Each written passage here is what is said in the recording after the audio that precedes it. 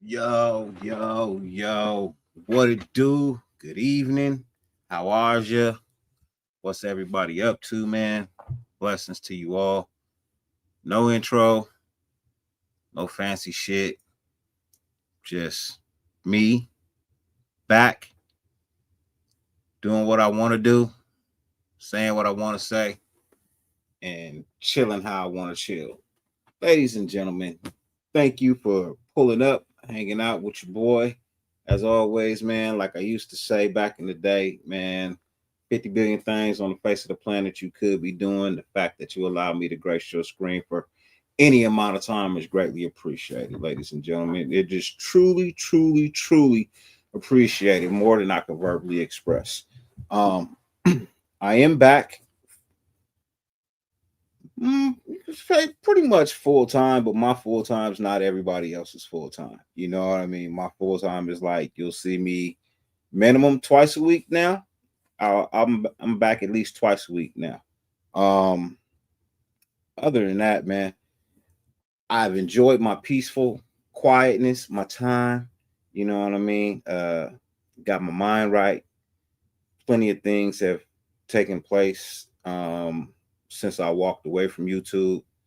Uh, for those who see me over at Raider Benz, you kind of know you know what's been going on. Truthfully, but since I walked away from YouTube, I was able to focus on my household and my mental health and getting myself right. Uh, More than I could say for the Raiders, but yeah, you know, moved away, got a new house, finally got my Harley. Um, had a little bit more time to pay attention to my kids and fix the relationship that I was breaking with my wife because I was spending more time here. Um, yeah. So now everything is fixed. Everything is working. My kids are graduating high school. Got one in college, like working on his last year. I got one going off to college. I got one getting ready to graduate and go to college. I got another one getting ready to finish high school early, and go to culinary arts school. So yeah, I'm good. I do have a couple of guests pulling up. Um, as you see, the title is the letter two. If you're new, the letter two, there was a letter one. You can go and find it from a couple of years ago, many years ago. I wrote a letter. You can check that out. But this is letter two. Um, I had to write another one. The first was a 4-page letter. This one, I had a whole lot more to say. It actually ended up being 8 pages. I got to just writing and just putting down on paper everything I feel about this team and what I hear the Raider Nation say, um, what I hear players say. I just took it all and I just put it into this very long, very long letter. It's pages of yeah, just just pages of a letter, and we will get into it. We will definitely get into it. I'm going to tell you how I feel about the Raiders first before I get into that.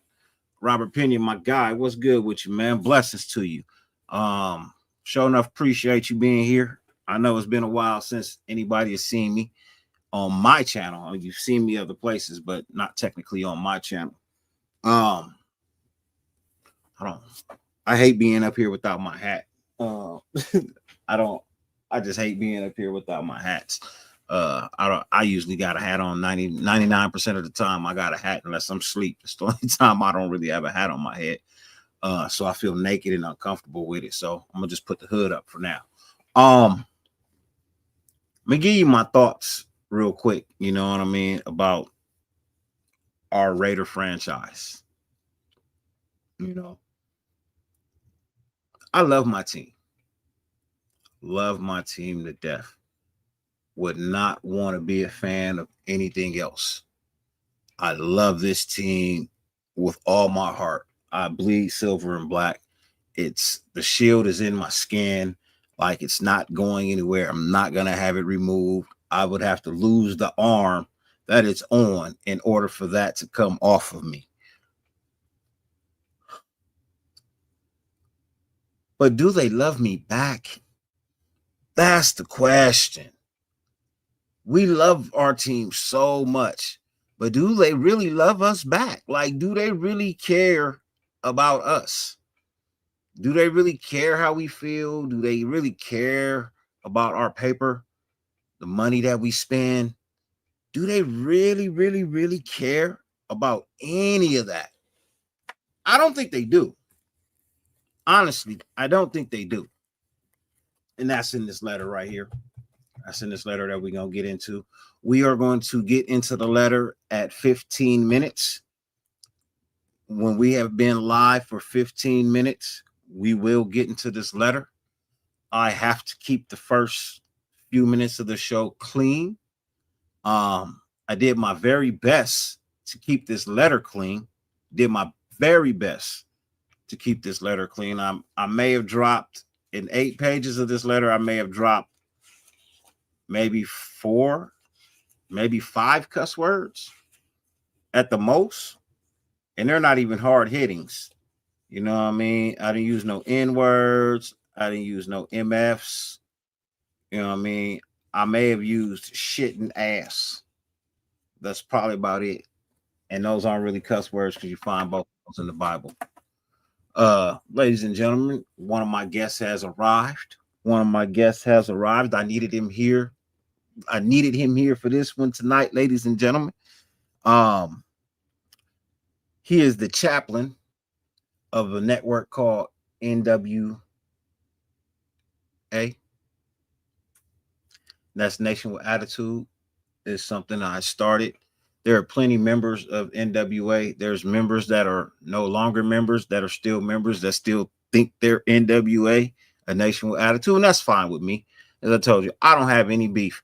You know, one of the things I learned on this vacation, being away, is the fact that I learned the only time somebody can get under my skin is when they have ink and a tattoo gun. That is about the only time a person can get under my skin. Ladies and gentlemen, please welcome my guy, the one, the only, the CEO of Brown Crackers, the founder of the Brown Cracker Nation, ladies and gentlemen, the pastor of NWA, the one, the only, Mr. Raider Quan. Hey, what's good? What's good? What's good? Hey, look, gotta give the Brown Crackers trying to help somebody out there in the nation. Gotta get a Brown Cracker salute. I appreciate you having me on your show last week when you hit 500 subscribers. Congratulations to you on that. You know what I mean, my brother. Blessings. Al's Ghost, I see you, brother. What's good with you, man? Blessings, many, many blessings to you. You know what I mean? Hope all is well with your family. Are you still growing? I mean, has it increased since then? It's getting there, you know what I'm saying? It's slowly getting there, you know. I gotta get what's mine, you know what I'm saying, and believe what's mine is gonna be mine. I can look at other content creators that don't do as much content as I do, but still got more than I do. But hey, it'll get there when I get there. When it does, then you know it's a blessing. But it's a blessing to be there at 500. I know that I'm believing and expecting that we'll get to 1K shortly. Most definitely, man. I like to hear that. Shout out to my guy D Menace, man. Salute to my brother. I actually pulled up and watched the game, watched part of the game with my brother on Sunday. Shout outs to him. Shout out to the High Desert Raider Nation as well. Very nice people. You know what I mean? Show me love, respect while I was there. So if you're ever in I want to say Apple Valley, Victorville, Adelanto area, and you're a Raider fan, and you're looking for somewhere to watch the game because it's not being broadcast at your house, make your way over to the Whiskey Barrel. Make your way over to the Whiskey Barrel. You are going to meet a bunch of wonderful, wonderful Raider fans. They are in there having fun, drinking, eating, dancing, just enjoying each other's company, man. And shout out to my sister Suge too. I met her when I was there over there with D Menace, man. Shout out to my sister Suge as well. You know what I mean? But good people over there, man. Shouts out to them. Blessings. You know, we're gonna pull up in a minute, you know what I mean, because we're gonna get into the letter. We're gonna pull up in a minute because we're gonna get into the letter. We also gonna light a special cigar that I've been saving till I got back on air. I told my boy that I was gonna hold on to it, you know what I mean, until we got till I got ready to do a live. And I'm talking about my boy D Nice out of Vegas. You know what I mean? I'm talking about my boy D Nice up out of Vegas. He gave me a rare cigar. You know what I mean? He gave me a Year of the Rat, which is a very, very, very rare cigar. You know what I mean? Hard to find, hard to get your hands on. But I've been holding on to it. I told Brody I was gonna hold on to it till I came back on for my first show. So I got this letter written. I'm gonna light this cigar. I'm gonna pull up a drink in my Raider, you know, goblet. You know what I mean? And we gonna have a conversation once I'm done with this. We're gonna have a conversation once I'm done with this. But I've been watching other content creators, and I feel their pain. I really feel their pain. You know what I mean? They work so hard to put out content, and they want us so bad to believe that this team is going to be okay, and it's not. And I really feel bad because they're really putting in a lot of hard work to get let down. You know what I mean? People think, you know, content creation is just turning on the camera, loading up your StreamYard, and then just talking, right? But that's not technically the case. Samoan Raider spends hours creating content and going out and shooting film. You know what I mean?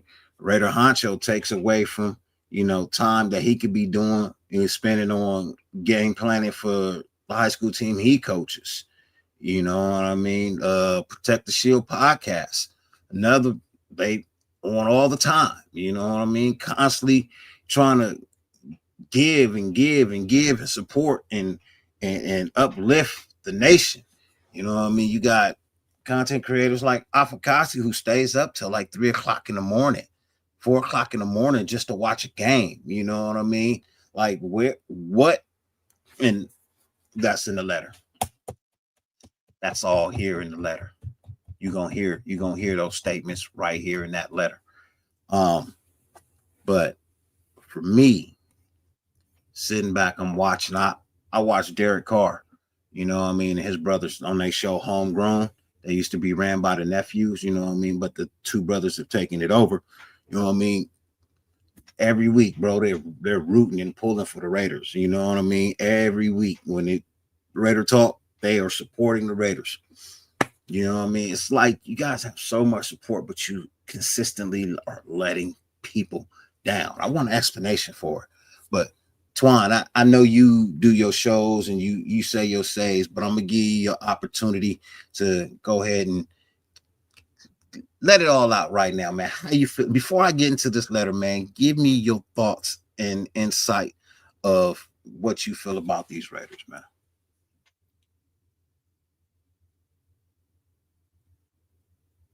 You're muted.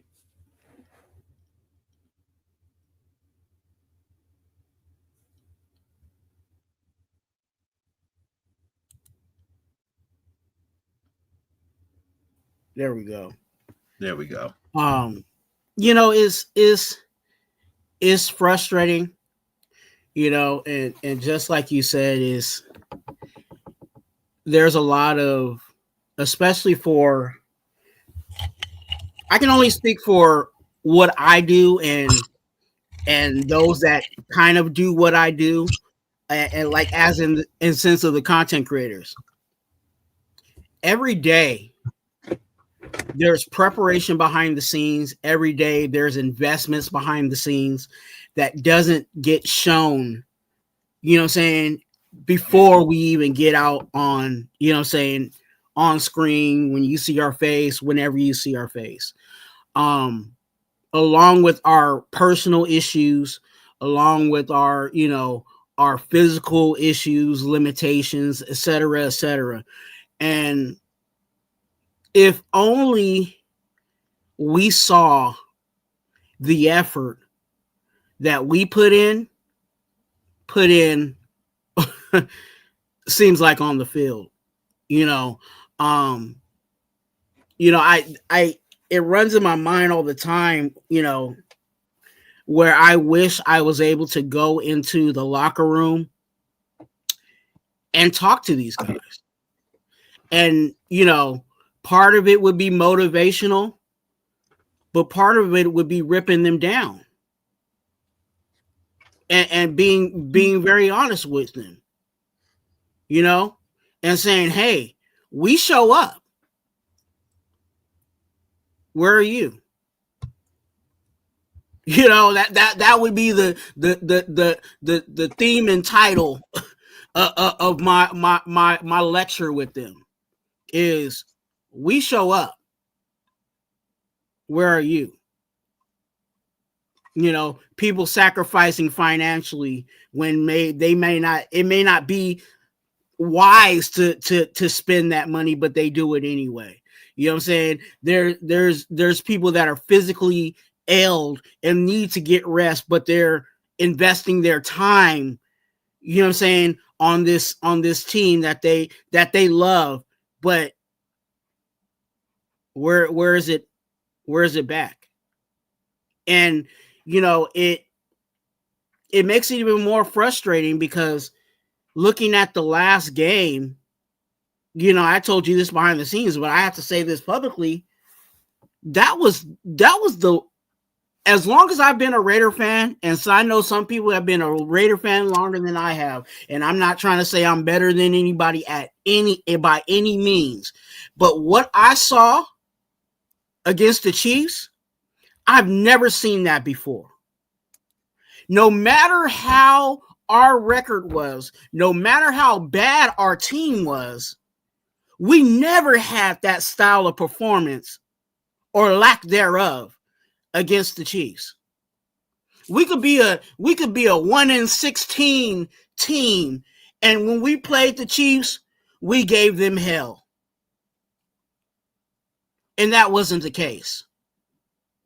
And matter of fact, they were nice. Even if you wanted, and that's why, you know, I don't blame Pete Carroll saying that the Chiefs is not a rivalry, because they didn't even treat it like a rivalry, because they could have went in on us in the fourth quarter. But what were they doing?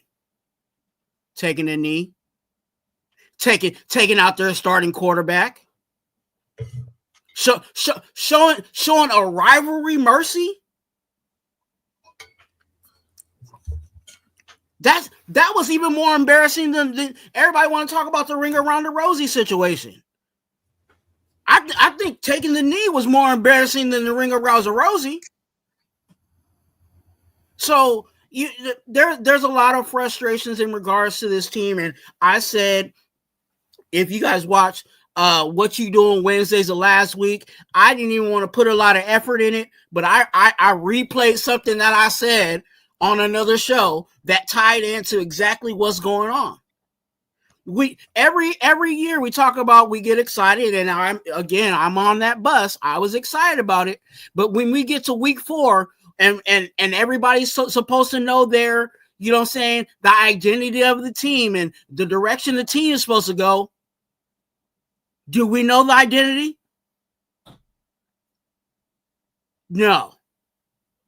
And how many regimes have we gone through in week 4 and did not know our identity? Go do your own homework. But it's been multiple regimes that we've been in week 4 and still don't know what we're doing. So it everybody's a suspect. I was trying to give Chip Kelly grace. You know what I'm saying? I was trying to give, you know what I'm saying, Mark Davis grace. I was trying to give Spy Tech grace. I was trying to give Patrick Graham grace. You know, the chaplain trying to give everybody grace. Great, you know, salvation is free, but you know, sometimes enough is enough. Enough is enough. And T209er, man, thank you for the $1.99 super chat. I greatly appreciate it. Rebuild, we gonna get into it. That's all I can tell you. We gonna get into it. So, Joel 916, what it do, man? Blessings to you. You know what I mean? Blessings to you, Blacks Mob. My guy, what's good with you, man? Blessings to you.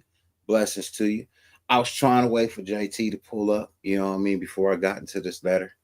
But, you know, I know Brody gonna be a minute, so I'm gonna definitely get it. I'm gonna get into it right now, man. But go ahead and finish out real quick, Tom. As soon as you're done. Again, it's just frustrating because, you know, again, I don't put my business out there. You know what I'm saying? And nor do a lot of these content creators put their business out there. I probably put more of my business out there than a lot of these other content creators. But, you know, there's a lot of times where I neglect, you know what I'm saying, things for the sake of the love of this team and trying to be a supporter of this team. And, you know, and I'm at a place with this. I'm at a place where is you know, of course, you know, the saying is just win, but can we just see some effort, some no quit? We didn't have we had a bad season last year with Antonio Pierce, and that team didn't quit. I can possibly put up 2, maybe 3 fingers on some games this year where it could be in question. Yeah. So you're getting a little deep. You're getting a little deep. You're getting a little deep. A little head of the letter. You know what I mean? Gotta get better. RDF, my guy, what's good with you, man? Blessings to you. Nice to see you, Brody. You know what I mean? It's nice to see all the people who like and follow my channel.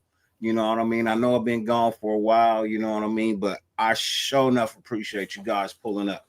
You know what I mean? I don't care if it's 1 or if it's 5,000 people watching, you know what I mean? I greatly appreciate any and everybody that pulls up, you know what I mean, to the show. I do. So I know everybody's here for a reason, Mike. It's not just to see me come back. They heard about the letter. Mostly everybody here saw the first letter. You know what I mean? I'm sure everybody here saw the first letter. So this is letter 2. And letter 2 goes just like this. To the Raider franchise. Here it is again. Me having to write another letter putting you on blast about the direction in which you're taking this franchise. We, the Raider Nation, are sick of the frustration and disappointment of being fans of this pathetic excuse for a franchise. We're demanding you fix this now by any means necessary. Time after time, day in, day out, over and over and over again, we show love and support to this franchise just to go through another unbearable fiasco of a season. You keep making promises to return to the model, commitment to excellence. But when are we going to do that? This franchise is like a church with a building fund that has not fixed anything in 20 plus years. You feed the nation lies with imaginary tales of grandeur and conquest. knowing that you have no intentions on delivering anything that even resembles procurement of attainment for prosperity. All the while, you just keep preaching the sermons that keep the congregation full of hope and paying our tithes with your ticket and merchandise prices. Getting to page 2. Last time I wrote a letter like this to you, I compared you to the Detroit Lions. Wow, what a difference it's made for them. While I will admit you, Mark Davis, did make an attempt by hiring John Gruden, it was hit and miss and maybe could have been something, but we will never know. Since that time, we have returned to being a joke in football. I mean, coaches get fired for losing games to us. That's sad. We let coaches fresh off of high school teams out coach us and kick our butts up and down the field. You bring in coaches that nobody else wants half the time, and the other half, you won't even let guys develop a real team to see what they can do. You shipped off good players because your last GM was cheap, and honestly, a terrible choice for this team. The GM before him wasn't much better. To be frank, your last good GM was Reggie McKenzie. I reserve judgment on Spytech for the time being. We, the nation, are divided because of this front office. Often you put together teams that look good on paper. Then we see nothing on the field. You send players away for calling you out on the truth. Players don't want to come here or stay when they do. I have never seen a team with so many players we crest to leave. It's embarrassing. You recently brought in a coach by the names of Josh McDaniel and let him destroy a team that just made the playoff. You let him blame players and get rid of them, and then bring in the worst replacements ever. He was replaced mid-season, second year, and replaced by Antonio Pierce, whom you did not give a fair chance. Just to bring in a coach I respect for what he has done in the past and losing that same respect for what he's doing in the present. Let's just be real. Everyone reaches and passes their prime, and Pete is just past his prime. You have to evolve within the game to get left behind. As you can see, we are getting left behind. Now we have this awful team. No real number one wide receiver. QB sucks. We're back on the carousel of QB because there is no way in hell we are bringing back Geno next year. Jameis Winston's worst season with the Bucs wasn't this bad.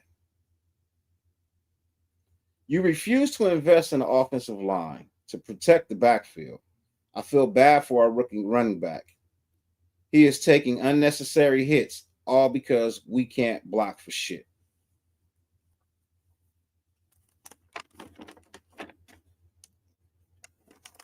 I don't think anyone takes us seriously, not even our own players or fans. Does that not bother you?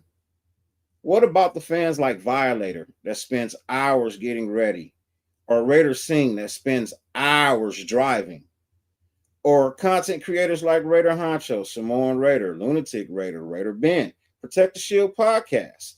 These people put time and effort into speaking on this franchise and delivering great content. All for what? To be let down in the worst way. Fans like Afakasi Raider down in Australia, who stays up to watch games that start at 3 or 4 a.m. their time. Fans like him spend thousands of dollars to come to live games. Do you think you're giving them the fair value with the way we have played and are being led? It's really sad when people talk about this franchise like we haven't done anything. They do it mostly because we haven't in a while. I remember once, long time ago, players were asked a question: if you could play for any team and wear the colors you love and be a part of a great organization, what team would that be? Players would answer the Raiders. Not anymore. Now we are the team players avoid. Oh me, oh my. Funny how times change.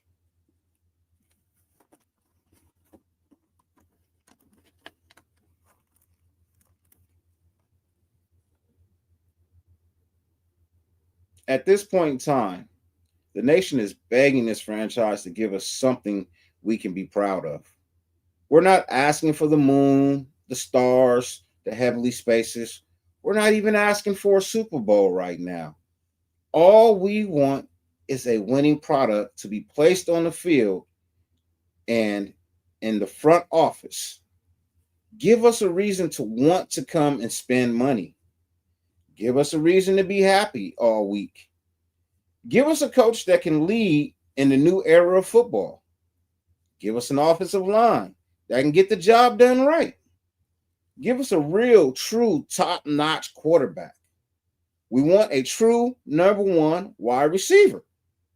Take your heads out of the clouds, come down to earth, and recognize that we are nowhere ahead of last year's team with a coach that had no experience, no running back, no quarterback, no help from the front office, no offensive coordinator.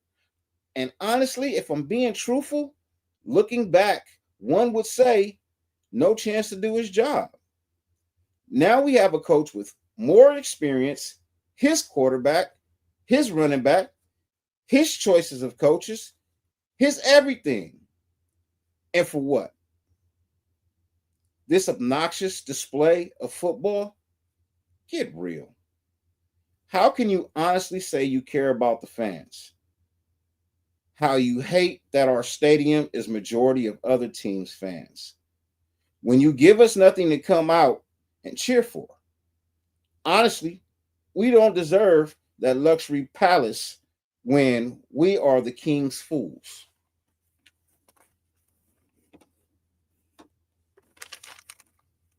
In closing, we the nation are demanding immediate change. We want to see something we can be proud of right now, this minute. Tell Pete he has 2 weeks to get it right or he's out. And do not promote Chip to head coach. Give it to Patrick Graham. The players respect him more. Maybe we can win a few games under him. We always seem to play better after we fire a coach mid-season anyways. Stop selling us false hopes and dreams. Stop trying to bring back old ways that no longer work in this era. Stop charging us outrageous amounts of money to support this pathetic excuse of a team. Stop telling us to be patient. We don't have any left. It ran out 10 times over. Stop bringing in people past their prime. Stop paying players to rob us. Stop doing all the shit that's creating this shit show we see every week. Start bringing in real talent. Start paying players that deserve it. Start drafting players that are not 2, 3, 4 year projects. Start putting value into what it costs to have a solid offensive line. Start building back our trust. Start playing competitive football. Start blessing us with some wins. About 85% of this fan base is divided, is diehard fans. We bleed silver and black.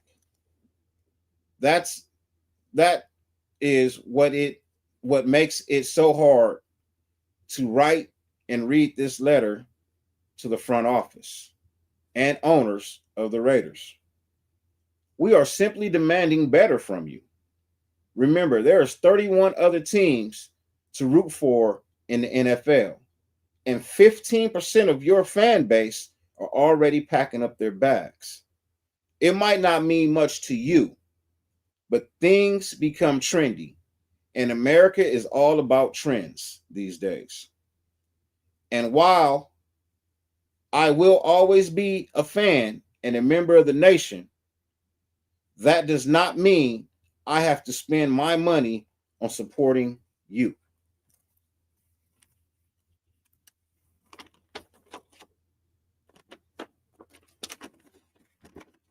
I end with this. Our football God that sits on high, touchdowns and interceptions be thy will. Help us to be better. Give us each game that we at least put up a fight. No more shutouts, no more turnovers on offense. Give us the talent and coaching to win some games. We need your light to shine down on this team. Show them what glory looks like. Bless them with knowledge and power to defeat the battlefield enemies. Give them wisdom to understand as to how to get the job done, regardless of the opponent. Blessed be thy players of the future, that they come in and be day one starters and bring real competitive change to this franchise. I'm not asking to be the greatest. I'm just asking to be relevant. In this entertainment show they call the NFL, we come to you as humble as any fan can be, asking you to please lift whatever curse we have, turn every stone to find our truth, guide this team back to glory. Amen. That is the end of my fucking letter, ladies and gentlemen. That is my letter to the motherfucking Raider franchise.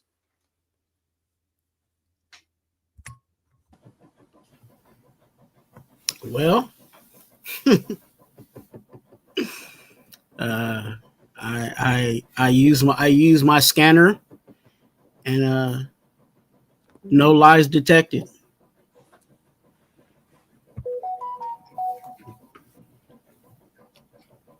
Man, No lies detected. I didn't tell a fib about nothing. I didn't tell a fib about a damn thing. I felt like I was kind of lighthearted with it. I mean, I could have got real raw with a gang, but you know, that's not necessary. Mm. That's not necessary. I use my intelligent mind. You know what I mean? I use my heart, my soul, my feelings. You know what I mean? And that's what I had to put on paper. That's what I had to put on paper, man. And that's how I truly feel about this team, bro. That is truly how I feel. It hurts my heart to have to write something like this. You know what I mean? It hurts my heart to have to write. D-Menace, my guy, man. Blessings to you. Good looking out on the $5 super chat, man. I appreciate it. Amen. And Raiders. I'm gonna give you that loud one, man. I'm gonna give you that loud one, pimp.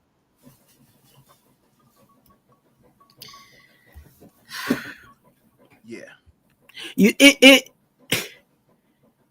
It's almost like, and let me know if I'm the only one that has this thought. I'm not saying this is how I go through the whole game every time I watch a game, but I have a thought in my mind that says, how creatively are we going to mess up this game? Which way we haven't lost before that we're going to lose this game today? And they haven't failed me yet. I don't think anybody would would fathom that our quarterback would be the leader, tied for the leader in interceptions. Nobody would have fathomed that us 4-13 or whatever the 4 and whatever we was, 4 wins last year, that we finally got somebody that is supposed to be a middle of the pack quarterback, if not top 10, bottom top 10, somewhere in that area, 12, 11, somewhere there. And we have a proven head coach that we're in this place.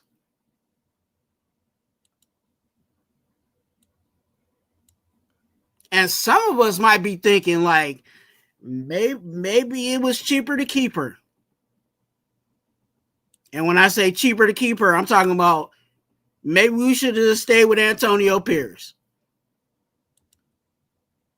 Because at least, win or lose, that team never gave up. Even the owner said it himself, that they did not give up on Antonio Pierce. How can you give up on somebody when you never put faith in them in the first place?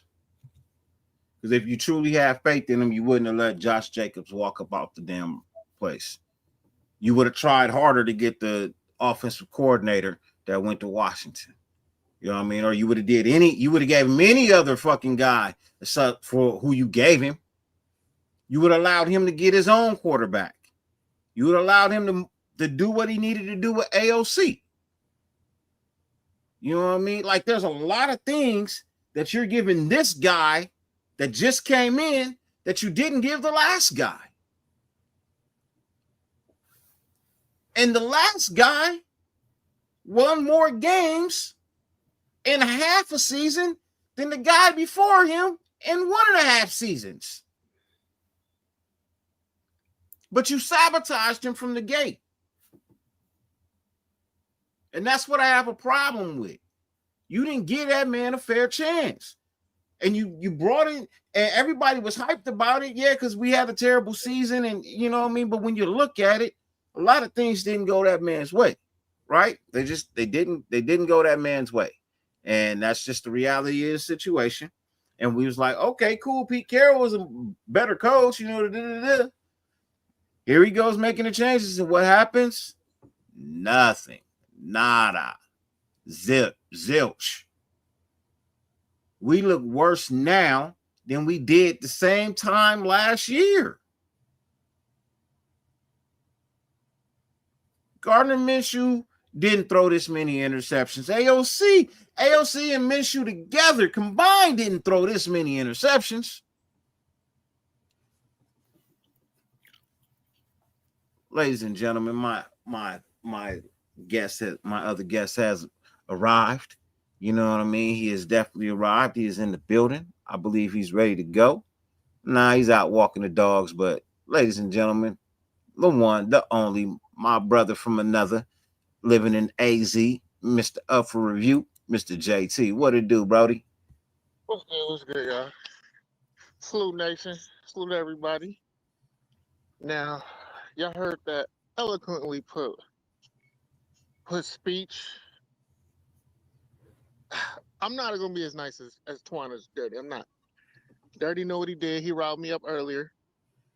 Now, why I might be so upset is because I asked my brother. I was like, Dirty, you might have to write another letter.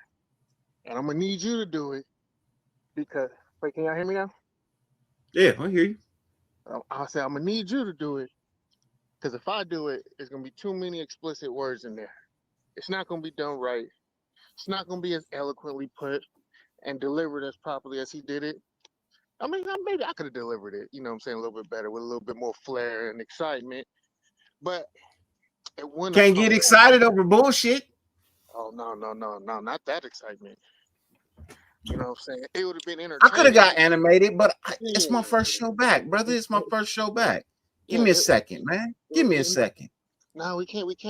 We can't wait. No, If I'm not- because if the re-recording of it is gonna be so nice. The re-record. what? This was just a live version. Yeah. This was just a live version. There's another version that's gonna come out that you can watch in a few days. You know what I mean? It's gonna be its own little thing. It's not gonna be a live. It's gonna be an upload. You're gonna be able to get to see it. It's gonna have some motherfucking pictures. It's gonna have some shit in it. You know what I mean? It's gonna be nice. This was just a live version. This was the first time I've actually read this letter. I've wrote it and glanced over it while I wrote it, and you know what I mean, things of that nature. But I haven't actually sat in the mirror and just read it. You know what I mean? That's why you saw me reading it. You know, but yeah, I felt like I said what needed to be said in the most elegant of ways. You know what I mean? I'm trying to change my ways of being out here. You know what I mean? I'm trying to change my ways. I'm trying not to cuss so much. You know what I mean? You only cuss when your vocabulary is short. You know what I mean? My vocabulary is not short. You know, I'm extremely intelligent, so there really isn't no reason for me to be out here cussing up a storm like I was raised in the gutters. You know what I mean? I'm a grown man now. Plus, I cuss so much, my 3-year-old cusses because he hears me. So I gotta stop. Uh-oh. You know what I mean? We was in traffic the other day, bro. And I kid you not, we in traffic. This car cuts me off, right? My 3-year-old son from the back seat's like, the fuck is wrong with you, nigga? Oh God. Help him. He told a lady, get out the way, bitch. See, so these are the so I have to I'm not laughing at that. I have to watch what I say. You know what I mean? I have to watch what I say. I need to scream down so I can pray for Dirty real quick. Bro. You know, this is coming from my 3-year-old, so that means I've been using the wrong vocabulary around my 3-year-old, so I gotta change things up. Plus, you know what I mean, YouTube is so strenuous. Plus, I want everybody to feel comfortable when they pull up to watch my show. I don't want to alienate anybody. I don't want nobody to be like, oh man, he good, but he foul. You know, his language is too foul. My kids can't watch. So, you know, things like that, bro. I just want to project a cleaner image these days. You know what I mean? I know that. At 46 years old, I just want to project a cleaner image. Yeah, those emails aren't fun. You know, getting emails, you know, about having a potty mouth. You know. Mm-hmm. When I was a child, I spake as a child. I understood as a child. I thought as a child, but when I became a man, I put away those childish things. That's scripture. Lesson. The message just isn't delivered properly without a good explicitive. You know what I'm saying? This stupid, it just flows so beautifully sometimes. You know what I'm saying? And it's not coming from a child's place. No, it's coming from a place of sincerity. You know, it does have a little bit of empathy in there because I really could go. That's me just being nice. Mm-hmm. But I'm just saying, you know what? It just, you know, we need to do better. We need to do better. I understand. Sometimes it just has to come out, man. You know, sometimes you can't suppress it. It just, you know, Lord, forgive me. But sometimes it just needs to be said. Hey, the real cigar. It's not. You know, if anybody wants to know, it is a true cigar. It is the Year of the Rat. It was given to me by my boy D Nice from Vegas. Yeah, you know I mean, last time I was up there at the pool party, I got a chance to meet him at Loon's pool party. He blessed me with this. You know what I mean? So, you know, if anybody's like, oh, he's always still, this right here is just a cigar. It's just a cigar. Yeah. I always come in with the crystal light version, but I just is it's sad to get to this place, and I try to show people grace, but like I said, if I got to the point where I'm saying everybody's a suspect, you know it's bad. Only I'm supposed to be the one supposed to be negative. You know what I'm saying? I'm supposed to be the one who's supposed to be, Mr. Critical, overly critical, because I am being overly critical. But now, the narrative is starting to change for everybody. Now I know, at the beginning of the year, most people had the optimism and they're optimistic. I don't play them games no more. The optimistic type of game, I don't need to, don't want to, ain't here for it. You know what I'm saying? And I was never confused about this roster. Was never confused about what they were trying to do. But, I've expressed my disdainment. Disdainment. I'm past disdainment. Disdainment was when we had John Gruden. I'm past that. I'm at the point where I despise what I see. Not even what I see anymore. I despise what I hear. Because it's like the fact that an amateur, I'm a pedestrian. I'm an educated pedestrian, but in the terms of being a pro, I'm not a pro. They look at me as a pedestrian. I'm a civilian. That's the terminology and the language that they use within pro sports. I'm a civilian to them. And even I know the moves that you've made, the moves that you're making, the ideas that y'all come up with can't what no, let me just say it. Won't work, can't work, and will never work is a problem for a pedestrian, civilian to see and predict. The fact that this civilian can predict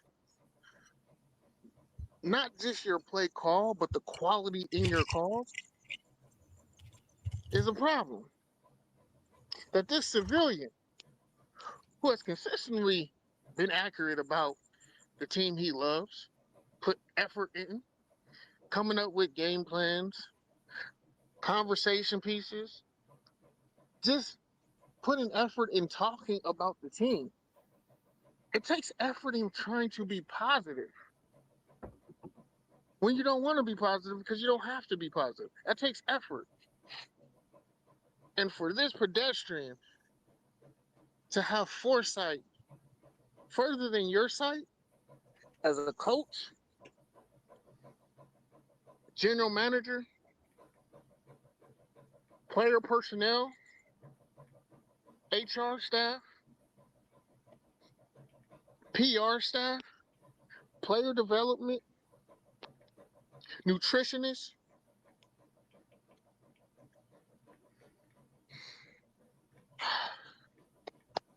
game coordinator, and not just this pedestrian. There's other people who have predicted some things. A lot of y'all been wrong. A lot of us have been wrong. I've been wrong a couple of times. Not really, but if they did a couple of things different, I would have definitely been wrong. But of course, we don't do the right thing. We don't put someone in the right place. We don't play them correctly, and of course, it fails and blows up in everybody's face. Because even though I'll predict something, the team sucking still is a blow up in my face because I don't want to see my team suck. I don't want to see a bad team. I don't want to see a bad product because at the end of the day, it's going to blow up in my face because I'm going to watch it. Every single one of us right now who has any type of merchandise, memorabilia, memories, all of us, we're all technically insane. By the definition, we're crazy. Because year in and year out, for the past 23 years, 23 years, we've not just put up with this. A lot of us are not just putting up with this. A lot of us are making excuses for this. We make excuses for this. We are deliberately lying about how we truly feel because we're so supportive of this, that we will deliberately lie, manipulate, gaslight. I'm gonna need a second to calm down because I'm not gonna cuss in this. Hey, yo, if you don't shut your, man, what was I again? Just the insanity that we go through, frustration. Let me sit in this chair real quick. Let me sit in this chair real quick and just that we year in and year out will put effort, put our finances, put our health,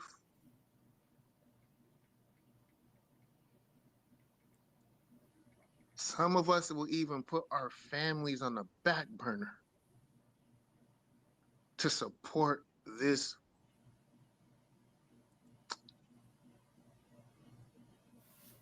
Hello?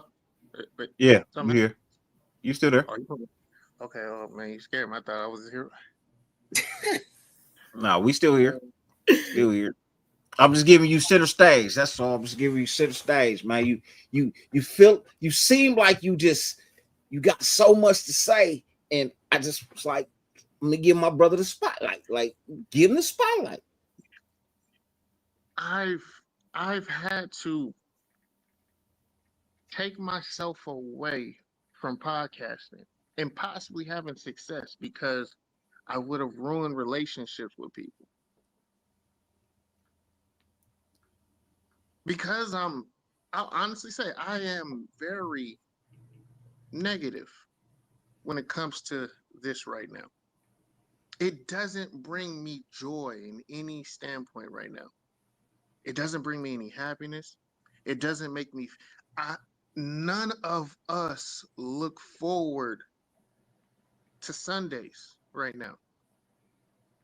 There's not one adult Raider fan that really looks forward to putting the Raiders on their TV with the aspirations of we gonna win this game today. I don't.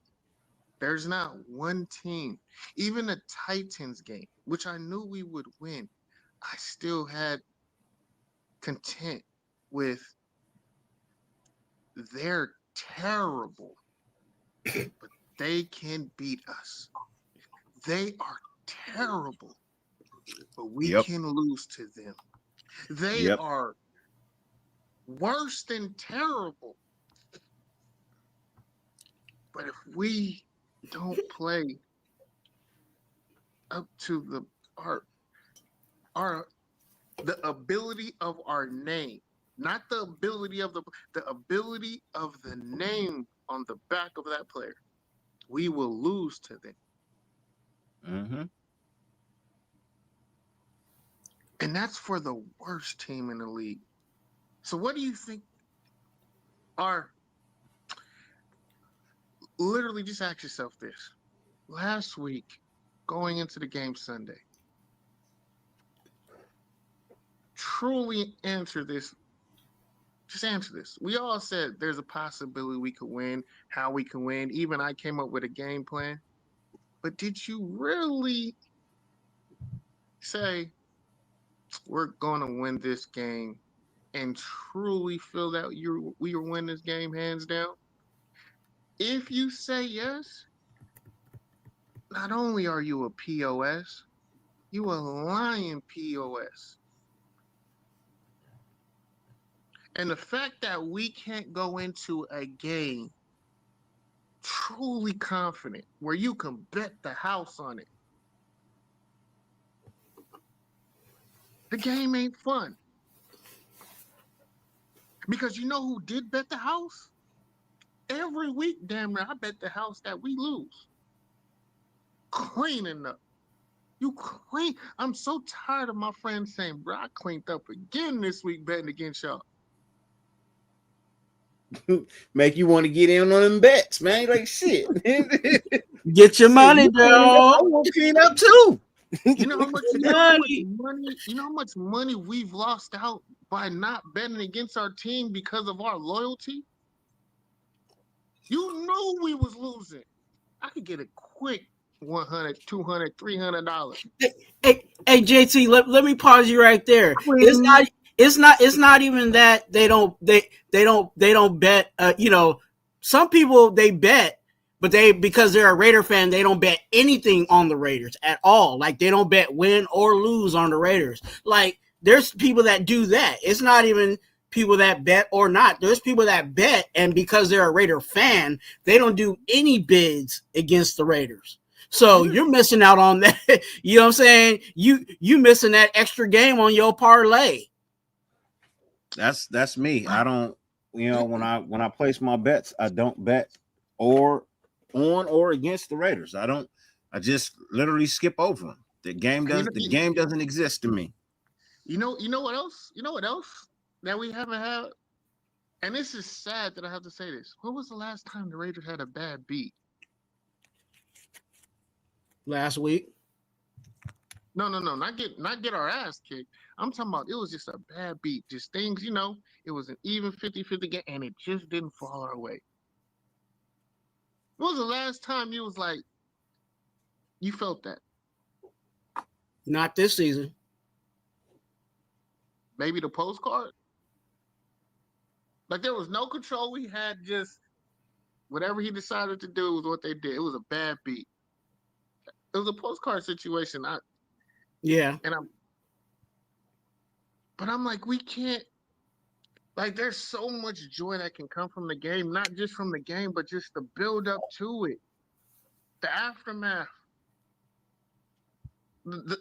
I can't even have real banter with people because it's like, yo, if you take it there, I'm going to take it further. And like Kendrick Lamar said, that's something you don't want to do, especially not with me.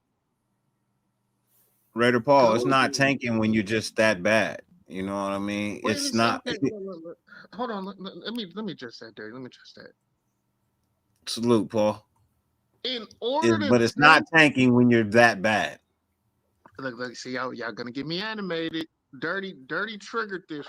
Dirty triggered this reaction when he called me at work. This is me right off. Let me play this clip real quick, man. I got a clip I want to play real quick. Don't do it. Don't do it because I'm a cuss. It's not that one. It's another one.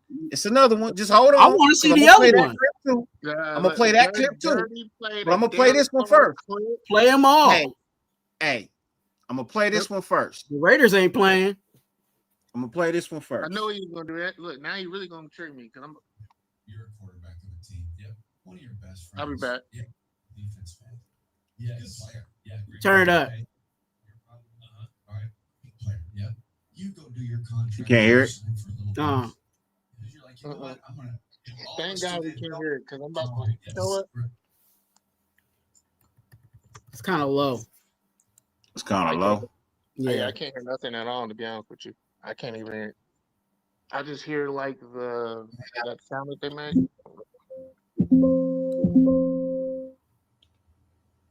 Hold on. I think I seen this one, but yeah, I just watched this probably today. Oh.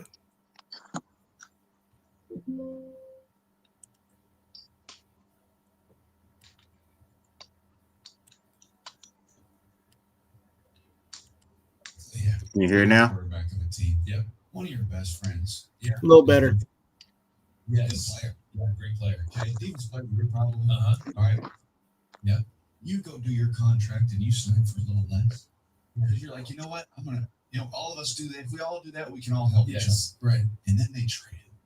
Hypothetically, how would you feel? Hypothetically, if that was the case, I'd be pretty upset. Yeah, I'd be pretty upset. Good man. I love you, Cliff.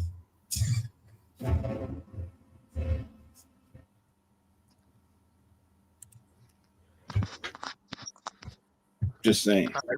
I didn't hear it. I don't think that was one you played me earlier. Mm-mm. It wasn't. Let's just say Derek. Y'all know Derek Carr is my guy.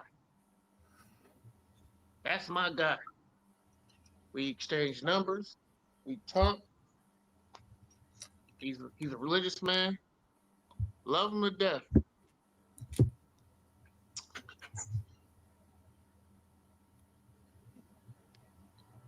I'm Derek Stan #1. Do not get ahead of the other clip. This was not that clip. In this clip, he was basically saying, he said, hypothetically speaking, you're a quarterback. Your best friend is a defensive end. Might be defensive player of the year. So you go in and, you take a little bit less on your contract, hoping that, you've left some money on the board. And then they trade him.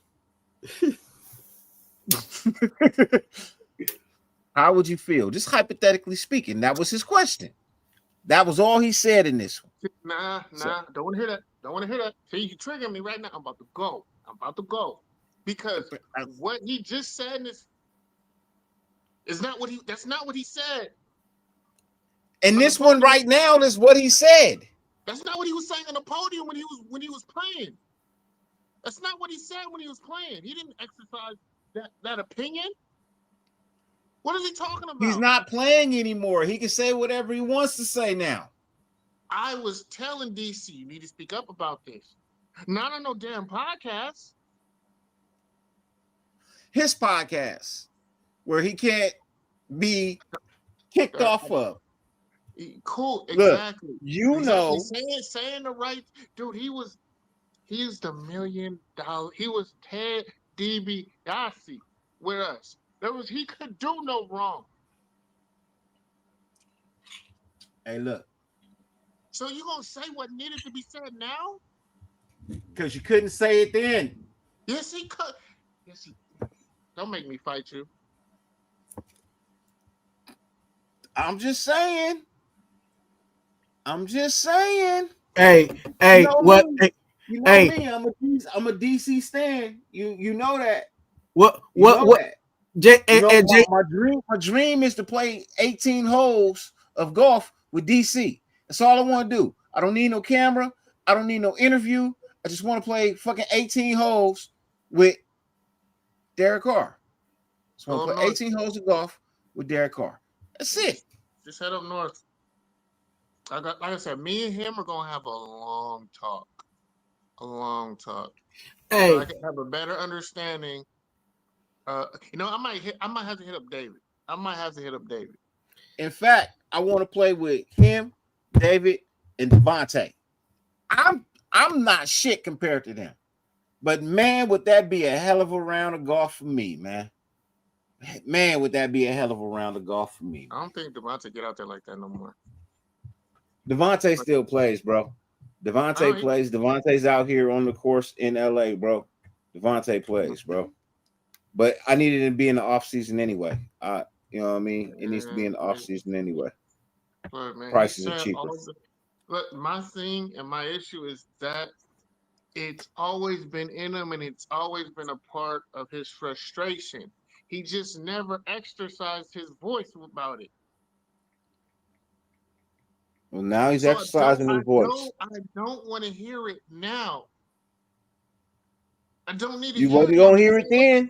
But we said that. We said that back then. Me and you both said it on one of my shows before this channel got canceled. That DC is not being 100% honest. There's more he wants to say that he's not saying. You could see it in his face. No, he was being honest, but he has a filter. You know what I'm saying? When he's on that podium. And that's what he had to do to try to keep that team together. That's the reason why he was the glue when all hell was breaking loose that season, that the emails came out along with Ruggs. You know what I'm saying? He was the one that kept that team together. And JT, I'm gonna disagree with you on him having the ability to say that over the podium, because he's seen year after year when there was a player in that locker room that spoke up. What were they on? They're on the next Spirit flight out of there. No, What happened? No, not at that time. Not at the time where they got rid of Khalil. Not at that time. What happened to our recent linebacker? That's recent though. That's recent. Same organization. But that wasn't at the time where we got rid of Khalil. Once you got old and you were useless, we got rid of you. Not when you was viable, not when you was the face, not when you was the money man. There was no way they could get rid of Derek. The only reason they got away with getting rid of Khalil is because we got 4 in return.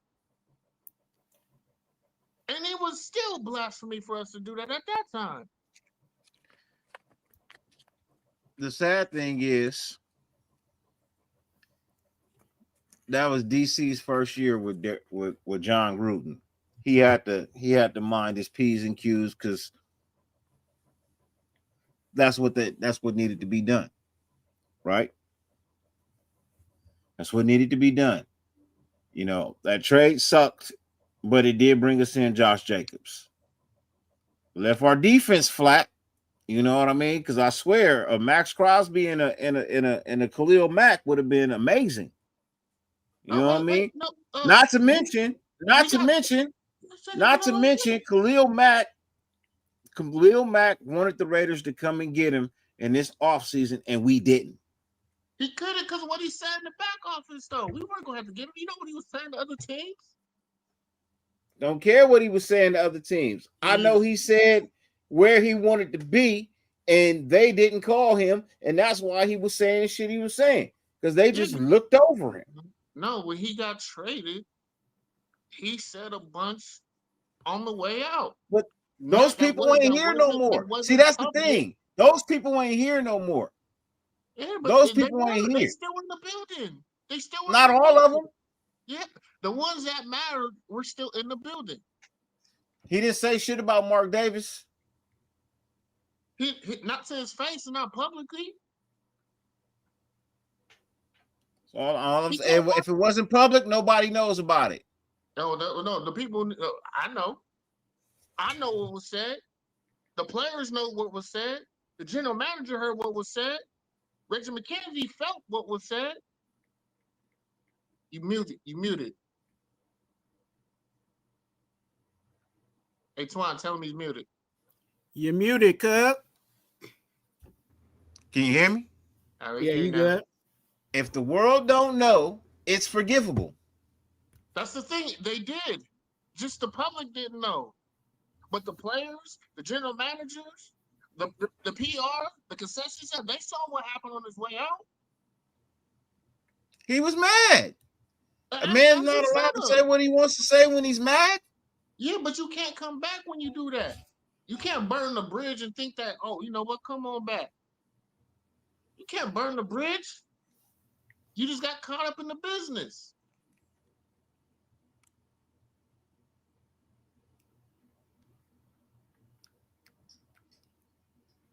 And on his way out, hey, y'all better knock it off.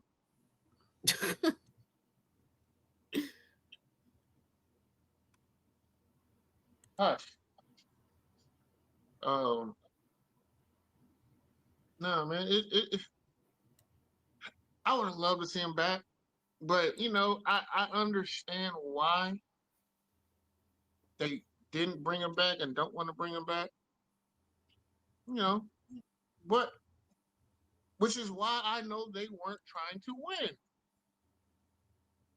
and they're still not trying to win. Like it is so mind-boggling to see so many intelligent people look stupid and just dumb year in and year out during OTAs, off-season workouts, free agency sign, like right after the draft. It's just when the dumbest of the dumb come out and they have some. At first, it's like, okay, he's just trolling. You're trolling. There's no way you believe that. But then it's like, oh no, they're not trolling. They truly believe that we turned the corner. Like you truly believe you signing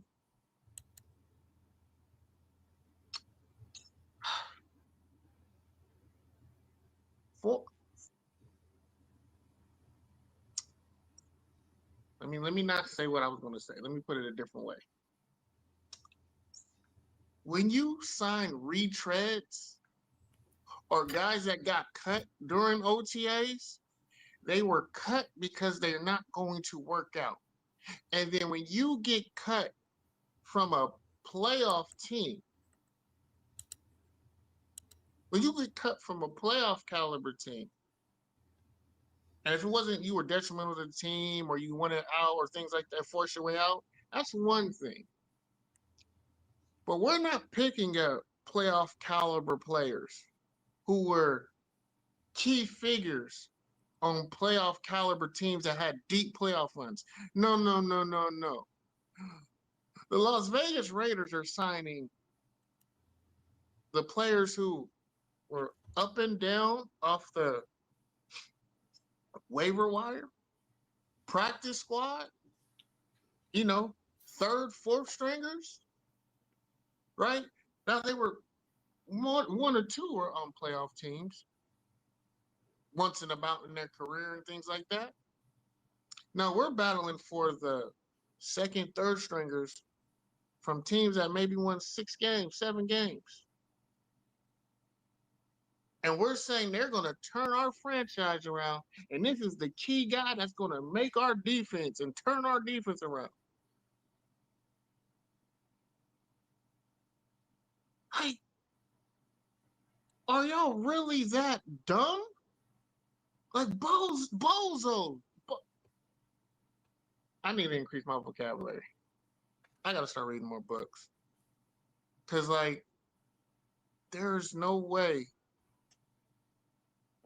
signing Geno Smith after signing Chip Kelly, after signing Pete Carroll, after who else we brought in? Who else did we bring in? Who did we bring in? The player that we signed before Geno. I'm just saying, those are our big pickups this offseason.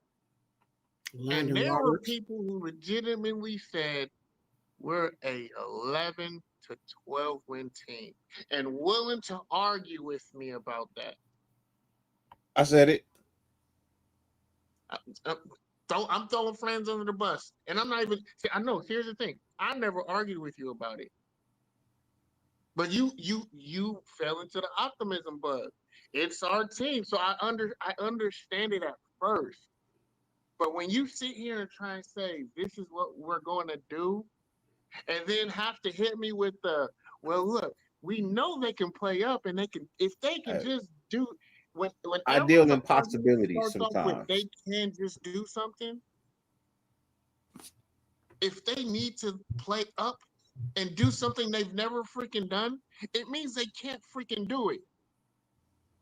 See, I deal in possibilities sometimes.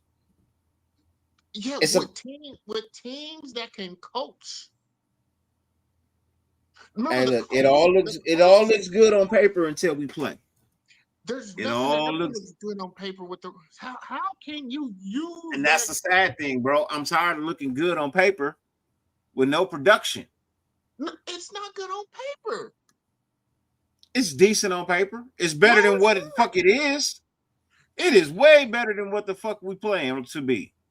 Oh, really? So right. What our record is, we should not be what our record is, bro. Yes, we should. Yes, no, we shouldn't.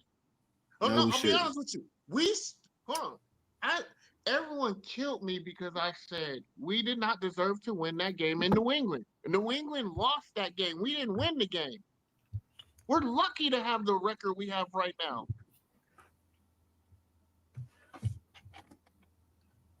We should have at least one more win. We should have at least one more win. Against who? Chicago. We should have beat Chicago. Was no reason to lose Chicago. We should have beat Chicago. We should have beat Chicago, and we should have lost to New England. We're still in the same spot we are. Nope. How many turnovers? That's not how I'm looking at it. That's not how I'm looking at it. You can say no. See, I can't take away wins. I can't take away wins. I can't take away losses either. But exactly. what I can say is we are who I thought we are. And that's what I'm saying. We can't. I love the silver and black, but I'm not gonna overhype shit because it don't look good on paper. It don't. You can't say it looks good on paper when we ain't got a number one. We ain't got no number one wide receiver. That don't look good on paper. Our number two receiver is really a number three. That don't look good on paper. That means we have no offensive weapons. Brock Bowers is not a number one wide receiver. He's a tight end. And you know what boneheaded thing we did? We brought in an offensive coordinator who doesn't utilize his freaking tight end. Never has. So that eliminates Brock Bowers already off rip. And then you got, he ain't stupid. He's really good. He's smart. Severe don't know what the he talking about when it comes to Chip Kelly at times. And he honestly, he probably know more about football than I do. But man, this Chip Kelly glaze was crazy. Because he won a national championship? Negro, I could have won a national championship with that Ohio State team. They had talent from top to bottom. You couldn't mess that up. And even if I mess it up, those kids are so talented, they still will make the play. Even when I call the wrong play. They were just that good. And then you telling me you're going to bring in a guy who's never built. He's never freaking built anything, even in college. He couldn't build his offense. He couldn't get his guys. In college, you have to build that. He inherited an Oregon team. He inherited that culture in Oregon from Mike Bellotti. He didn't create that. I gotta change my attitude, rubbing off on my dogs that are scrapped. They're not even my dogs, they're my mom's dogs. Don't come over here. I told y'all to stop early. And hey, look, I'm not gonna argue. Look, I can't argue nothing. You know what I mean? Because the team, look, as much as I hate saying it, and I be saying it, better say the truth. The team is trash. It's trash. I'll let that slide. You know what I mean? The team's trash. Look, the last time we were good, we had $50 million wrapped up into the offensive line. I don't think we have more than 18 million wrapped up in this offensive line right now. And I think that's being generous. And I think Colton Miller gets most of it. Everybody else is just on whatever contracts, right? $1 million here. You know, exactly. The man who gets the most can't even play for the rest of the season. He's gone for the year. I'll be honest with you. Right.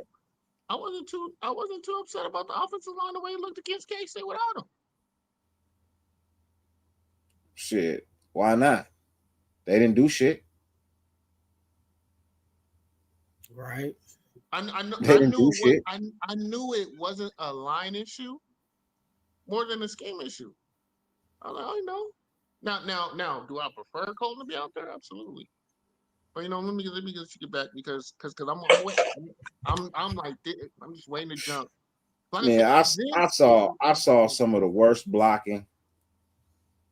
I saw some of the worst blocking I've ever seen in my life. in the Kansas City game. Yes, I watched the team get only 3 first downs, which is NFL record. The NFL record, by the way. Shocking? Why is that shocking? It's an NFL record, by the way. Yeah, we making records, baby. The lowest amount of first downs ever achieved in a game. It's a record. Raiders records, you know what I'm saying? So That's what everybody wanted. They no, it's not what I wanted. This is not what I wanted. No, it's not. No, it's not. No, it's not. It's not what I wanted. No, not even close to what I wanted. It's what I was given. It's what I was given. It's not what I wanted. It's what I was given. It's what I was given. What I wanted was a quarterback to come in here and be better than what we had last year. What I was given was false hopes. Can I say something? Geno should be better than Gardner Minshew. Should be. But here's the problem. Here's the problem. Your head coach is so stuck in his old school ways, he can't advance with the game. He cannot advance. It was the same thing that was happening to Gruden until Gruden started to advance with the game. And then he was let go because of emails. When you get stuck in old ways in a new era, you will be limited on your success. All of these coaches that are younger, they studied this shit and they put a twist on it. And now it's being played in a new way. But you still playing this old school football that ain't working. It ain't worked for you in quite some time now. Honestly, it didn't work your last couple of years in Seattle. It's not working your first year in Las Vegas. But I thought Pete Carroll was going to come in here and with a little bit more experience and try and get this team to go in the right direction. At this point in time, bring Antonio Pierce back. I don't give a shit. Fire him and let Patrick Graham be the head coach. I don't give a shit. What I want is a winning product. And I don't care how you fucking get it. What's winning? What is winning?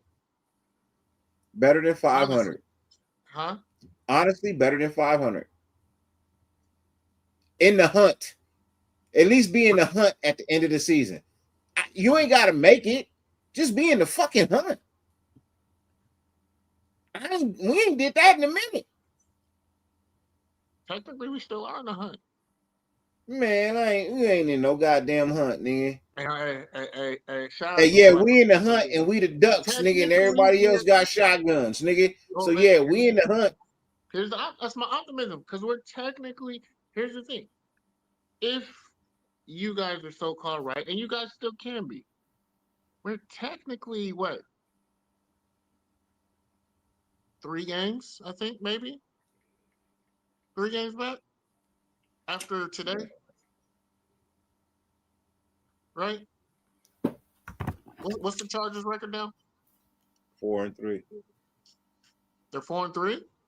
Yep. Okay. When we played them, because we already played them, right?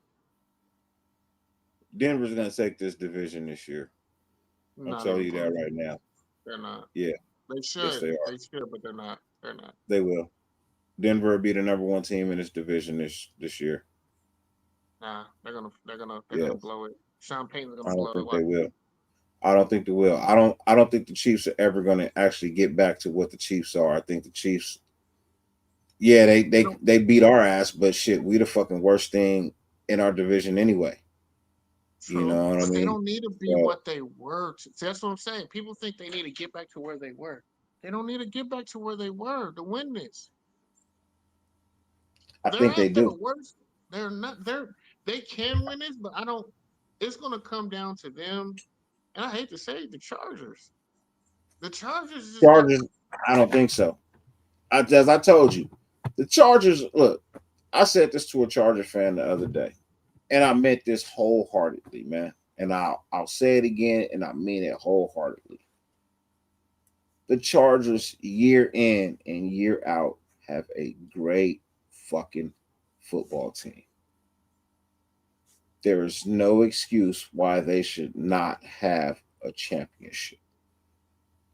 The only reason that they do not win, and this is being God honest, I'm telling you the truth. I've said it multiple times, and I will keep saying it because it is the truth.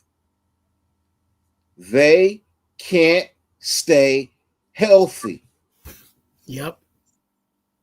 That is the Chargers' downfall every year. They cannot stay healthy. They lose key pieces like virgins lose virginity They all the time. usually have the best roster out of the AFC West every year, They but it's do. because of their injuries. They do. But that's because Their they get their injured number upon one, their number one players. offensive That's on lineman them. gone. Their number two offensive lineman right now gone. Their number one running back gone. Their number two running back gone. But that's them not assessing the talent. They They're constantly get they're, people they're to get missing hurt. 4 pieces on defense. That's on them. That's I'm on just them. saying it's not. You can assess Yes, it's someone on getting them, hurt. but it's also on the fact that they lose every year Hey, because of man, injury. nutrition is part of it. You know that's part of the game. Hey, look, I've Health is part of the game. always said, whenever they decide to actually get some people in that building that know how to take care of players, they are always going to have that issue, bro. They have the And worst. They have the worst training staff, bro. I swear. I believe but they have the worst training staff because every year you lose key players to injuries that make no motherfucking sense at all. so That make so no sense at all. so you feel the Broncos are the best team in the West right now In the AFC today West, yes. today. Today, I don't see it. right now, as it I don't stands, see it. as much as I hate them, yes, they are. For They you, are the that's what number one. They are the number one team in the AFC West as it stands today. I'll be honest. We're gonna beat them. Raiders are gonna beat. We're gonna split with them. And Cool, you that'd be can't be the great. best. No, if you lose to us, you're not the best team in the division. You really think they're gonna? You really think we're gonna beat them? When? Are we gonna beat them Yeah, next week? Bo Nix is gonna be shaky, man. They're not. They're not. They're not solid. They have hole. They have big gaping holes. Obviously, I you mean, didn't see. Obviously, you didn't see the game against the Giants. yeah. You didn't watch what I watched. They needed 33 points, something that's never been done ever, to beat a rookie quarterback who's trash. And they needed every single one of those 33 points. I wouldn't call Jackson Dart trash. He's trash, man. I wouldn't call He's him trash. He's trash. trash. He's you look just because you don't know he's trash. He you know what? He by the grading scale that I have and how he's graded and how they talked about him, he's absolute trash. He's a bottom tier quarterback. He's not the reason why the Giants are winning games. Now he's changed the culture and dynamic and energy. Absolutely, he's changed that. But he's not the determining factor in them winning. Nah, Jackson Playing Dart. better than Russell Wilson did. That's because no one wanted to play Russell Wilson because he's a dick. He's playing with. He's playing better than Russell No, Wilson did. no, And he I doesn't. will say that team has rallied around that kid. He no As much look. as you may not say he's good, they have He's they never played better they than Russell. yes, He's they never played have. better. Look at the games. He doesn't, man. He I'm only watching. averages. Look, I You watch ain't watching everything, them. bro. They have the same stats, dirty. When Russell Wilson was playing, they literally have the same stats in passing yards and passing attempts. touchdowns and interceptions. It's the same. He's not playing better. Completion rate is not. Huh? Completion rate is not. Because of Completion rate is not the same. that comes the play calling.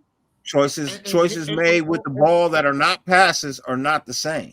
No, but he takes off more. They drop back and he just takes off and runs. Because he's making better choices than Russell Wilson with the ball.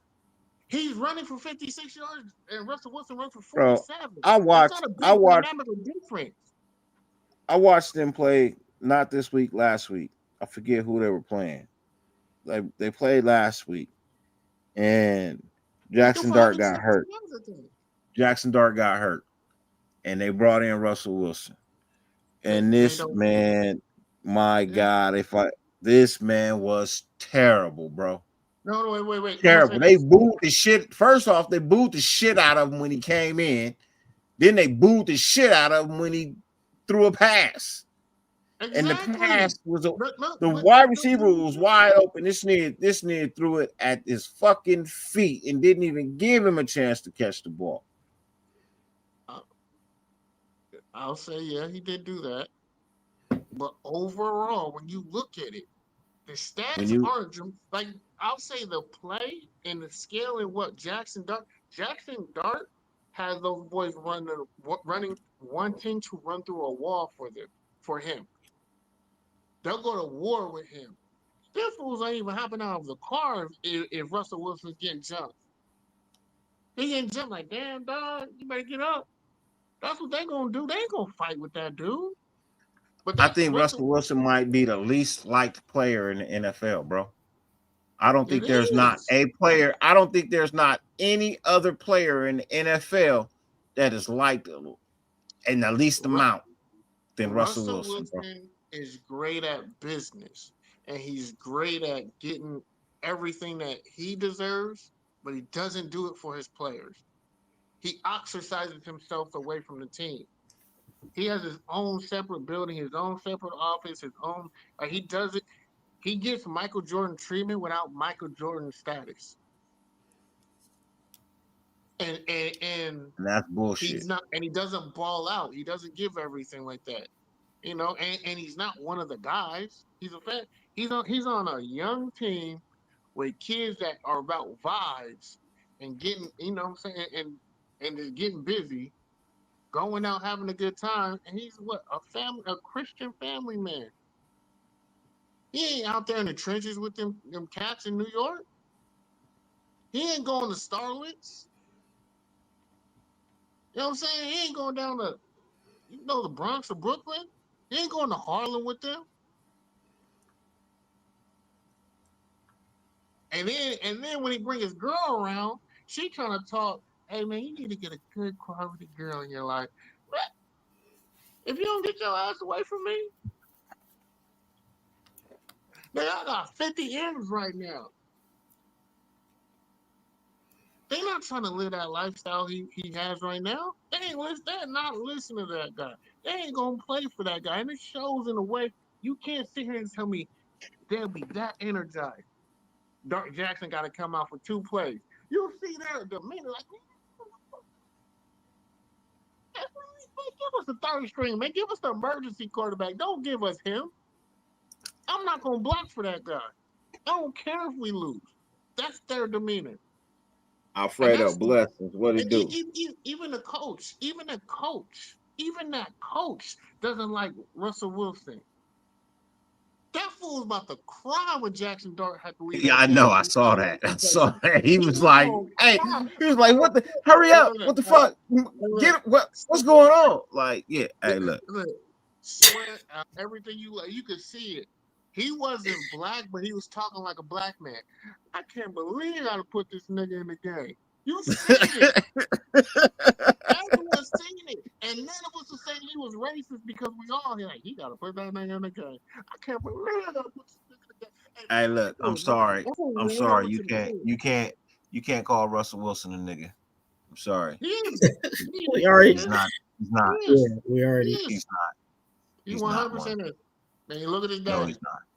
No, he's not. Look at his daddy. His daddy may be a nigga, but this man certainly is not. Just like Patrick Mahomes. Patrick This nigga Mahomes. is his mama's son. No. He is his Senior mama's son to the Patrick heart. Senior, yes, but Patrick Junior, no.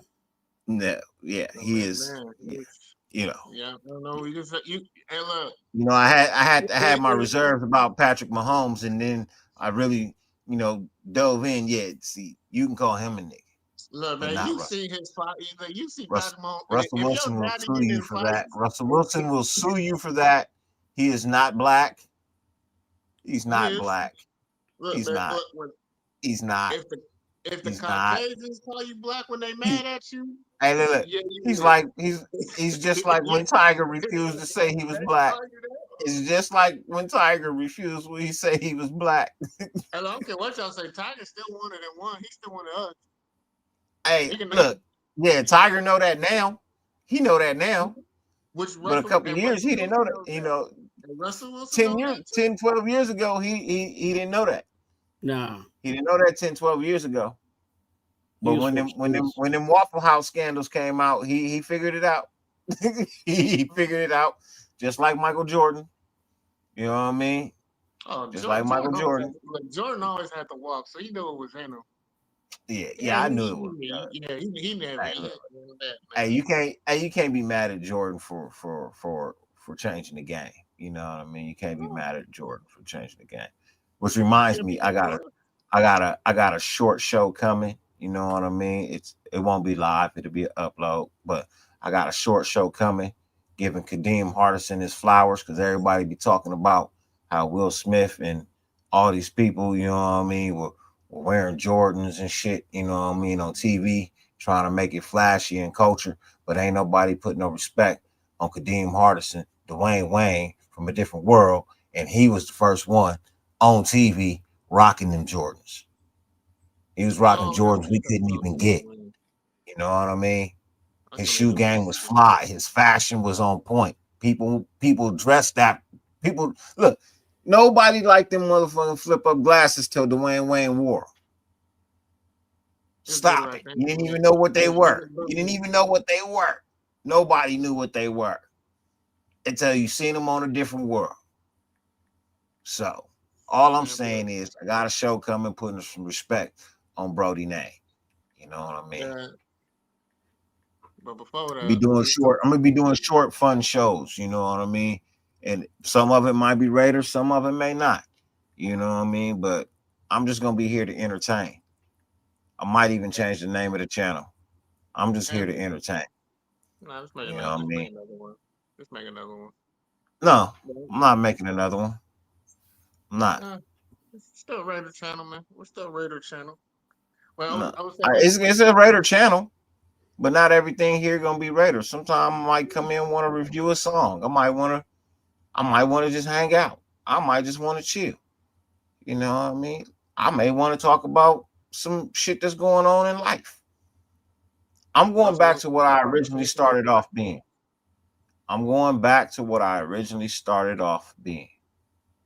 And that was a Raider channel for Raider fans to talk about whatever the fuck Raider fans wanted to talk about. It didn't always necessarily have to be football. It's whatever you want to talk about, whatever interests you, whatever makes you smile. Because obviously the Raiders ain't doing it. Oh, you know what? Thanks for reminding me. I wanted to address that tanking comment that what's his name made. He said tank.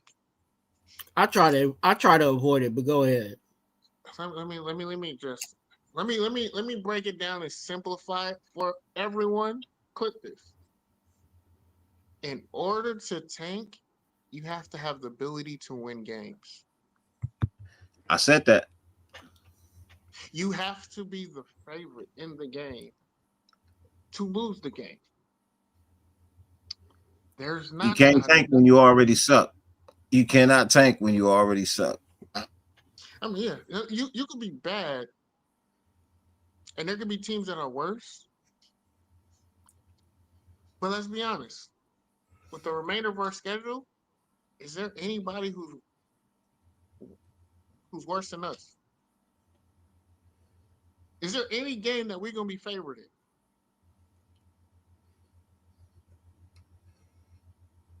Take a minute. Think about it. Throughout the rest of the season?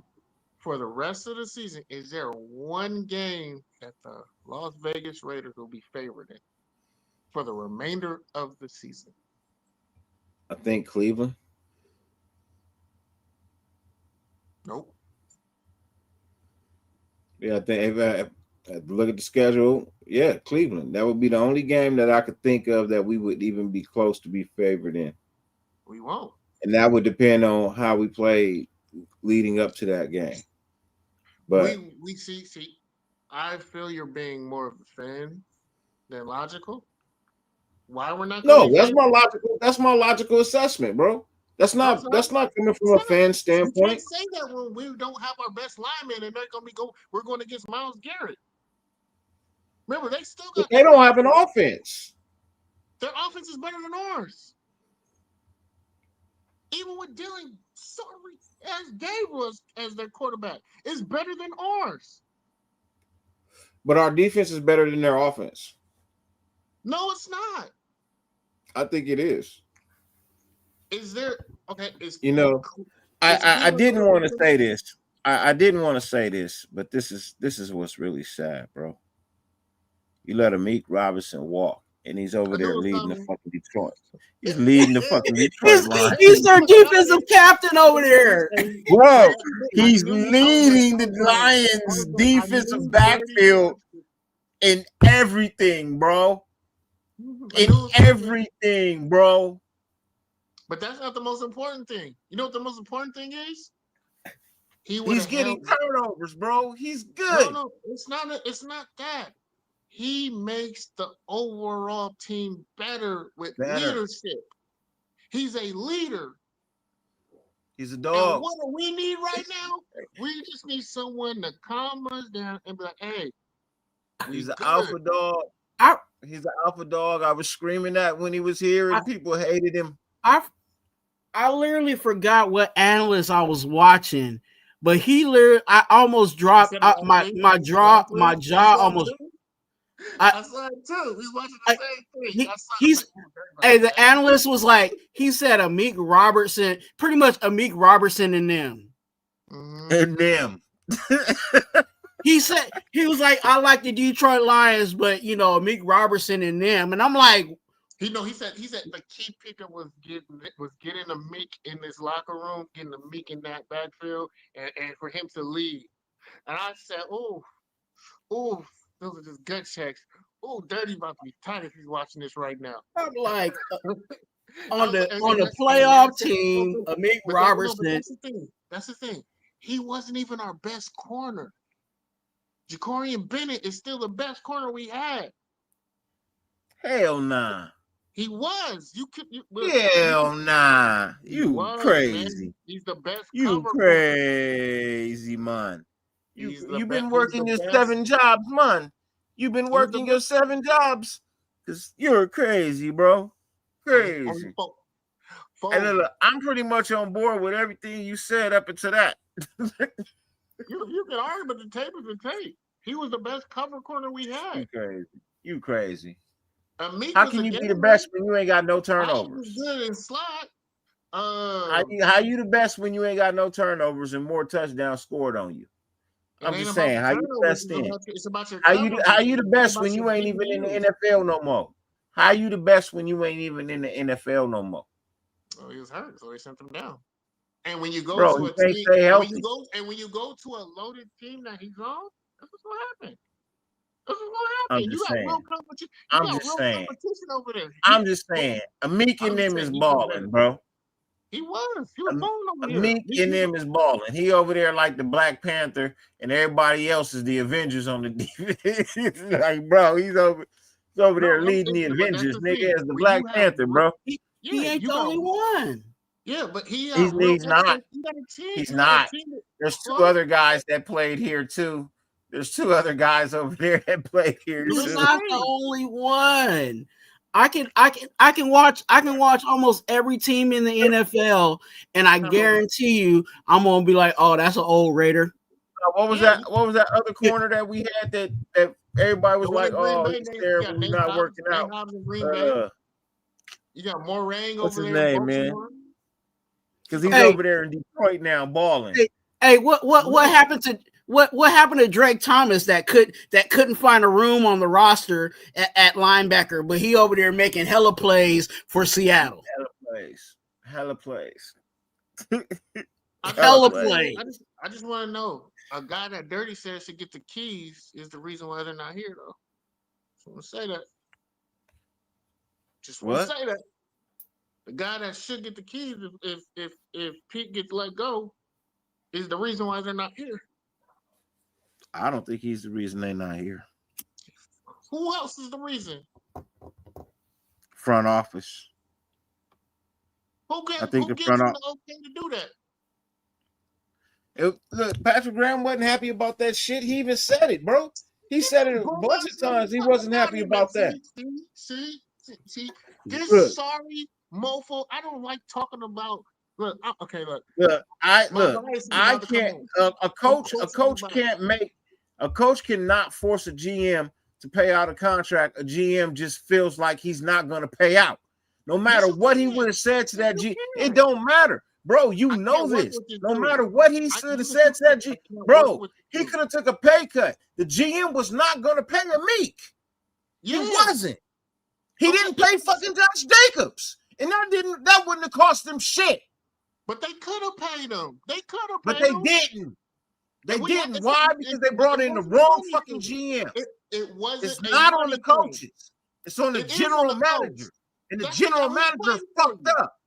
That's the guy who fights for you when it's like, it's come down to cut. The general manager screwed up. When it comes to money, point blank. It comes to players, I can say, you know what? I can let go of this one. I can let go of that one. I can't coach this one. He's not going to fit. Yes, that's what goes on. I blame Josh McDaniels and whoever the fuck that guy's name was that was here with him. I don't like Ziegler. Get fired. Get this sorry ass motherfucker out of here, man. No, he bro. Deserve a job with you us, man. you gotta remember. You gotta stop.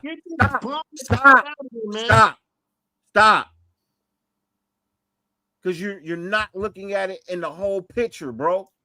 How am I not? You gotta remember. Ziegler and Josh McDaniels came in here making fucking changes. That had nothing to do with Patrick Graham. They left, and those players were still here. No, they were not. They left dirty. They didn't leave. No, Meek didn't even play for. Meek didn't play for Daniels because McDaniels didn't want to pay him. He was here before. No, he did not. He was here after McDaniels. No, he did not. So Josh McDaniels is the reason why Meek wasn't playing. Was Josh McDaniels here when Meek wasn't in the game he did before play Josh McDaniels got here? He did because I remember. Yeah, it was last year. It was the year before last when we brought in the deal from the fucking Chargers. Telesco. I apologize. It was Telesco.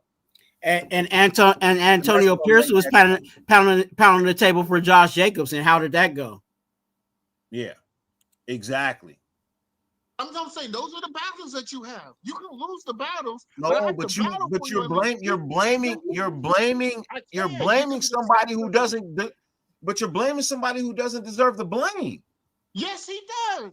He doesn't. That's not his call. Guys are out of other teams balling out, but they couldn't even see the field. That's not his call. That's not his call, bro. He doesn't give contracts. That's not his call. For you, that's being real. They can't even showcase. It does not matter. It still boils down to the GM making the decision. Yeah, and if it don't matter what, bro. It don't matter. This nigga could have been puffy. He could have been puffy, promising niggas the world for ass cheeks. If he changes his mind, he changes his mind. And that's the reality of it. Ziegler came in, he did whatever he did. Telesco came in here and fucked the team over. He should have never even been given the job after being fired. He didn't even take an off season. He left from the Chargers to us. Because he all let our fucking number one running back walk out of the building for nothing. We had the money. We had it. No, $10 million? Because that's what the fuck he played for that season in Green Bay. 10 mil. you know what? Which is what we said we've given.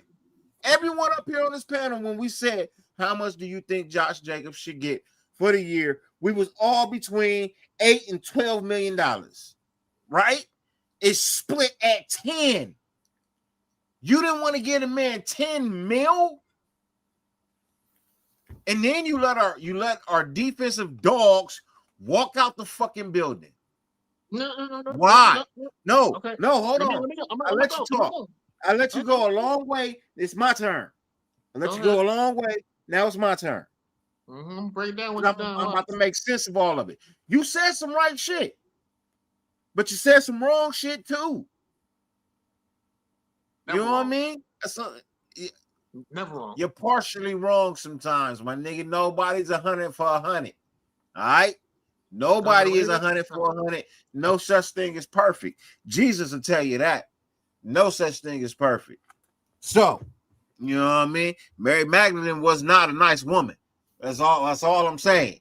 You know what I mean? She wasn't a very nice woman before she got with Jesus. That's all I'm saying. That's all I'm saying, right? It looked nice. So, huh?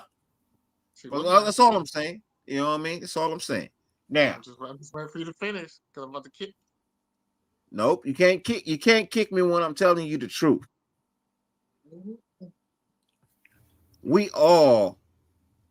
Everybody got a job, right? Everybody got a boss. Just because you make a suggestion to the boss doesn't mean he has to technically listen to you. It doesn't matter if it's going to make the company $2 million. It does not matter. It's still all in his opinion and what it is he wants to do and how he wants to do it. And that's the reality of it all. Patrick Graham could have said, oh, I want to keep Meek. I want to do this. And Telesco says, well, I'm looking at the books and I don't want to do that. I think I can get this player right here. Or, well, we can get this guy over here. Well, I can replace him with him. Well, he's asking for this amount of money. But, bro, he deserves it.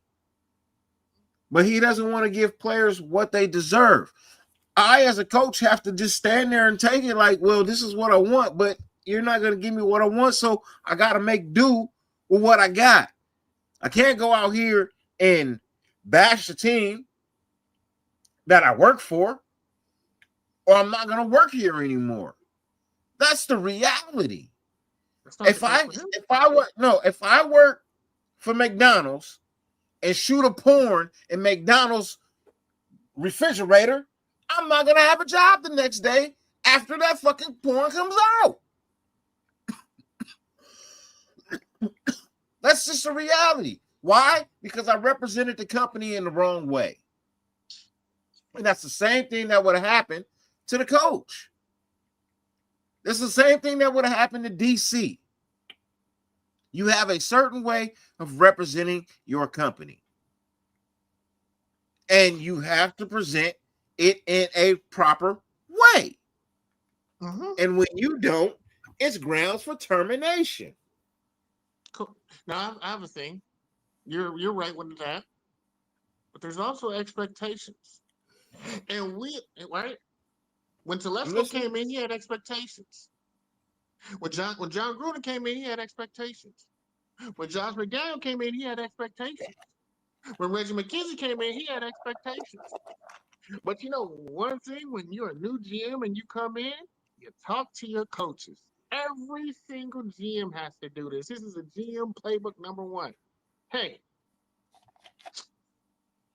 I need you to tell me who are the 5 untouchable players. Who are the ones that you can get away with that we don't need? Let me know.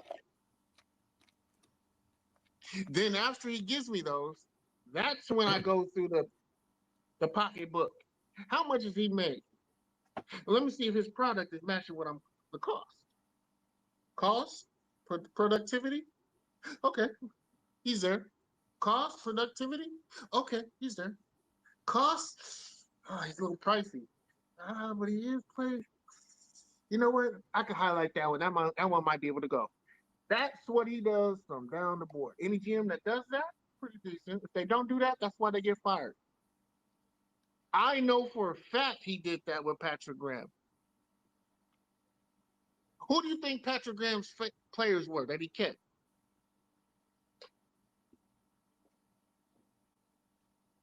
That's how I know he didn't fight for those players. He doesn't fight for none of his young players. He never has. Back when he was with the Giants, back in his whole fucking career, he's never been able to coach young players. He's never been able to develop young players. He's always had older guys who can grasp a complex defense. Young guys can't grasp it because he doesn't know how to teach it. So when you sit here and say, this nigga didn't fight for none of those players, which is why they were expendable, because they were dirt cheap. We didn't really cut no money off the books by letting them go.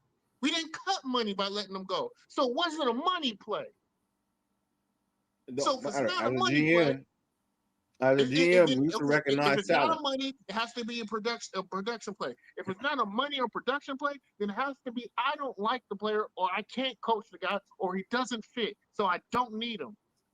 And the majority of the guys that he let go are guys that he just didn't want because they produced on our defense and they weren't being paid or compensated for it. And you can go down the line with this fucking clown. It's always like that with this dude. They didn't want to pay Denzel fucking Perryman when he was here. He had the I was mad about that. I was mad about that. So, but hold on. But if I'm Patrick Graham, I could fight to get that guy that money. He doesn't do it.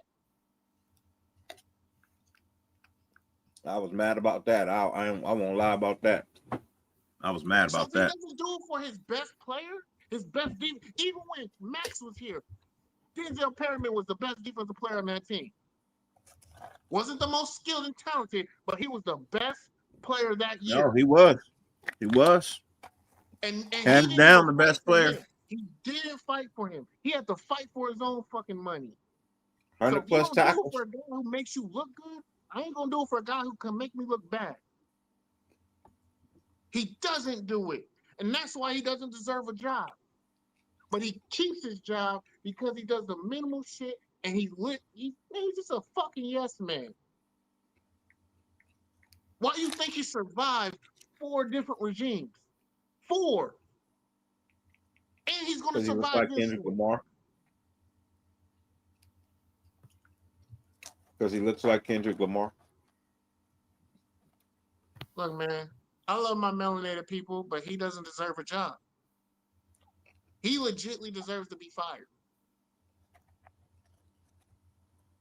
No. He do seem like a yes man though. I ain't gonna lie. Like Alfredo say, he do seem like a yes man. He's always been one. He's in the fraternity. We don't let go of ours like that. He doesn't even need a scapegoat because he's never gonna be the issue, but he's the issue. He sets the tone. He has the most longevity in that locker room.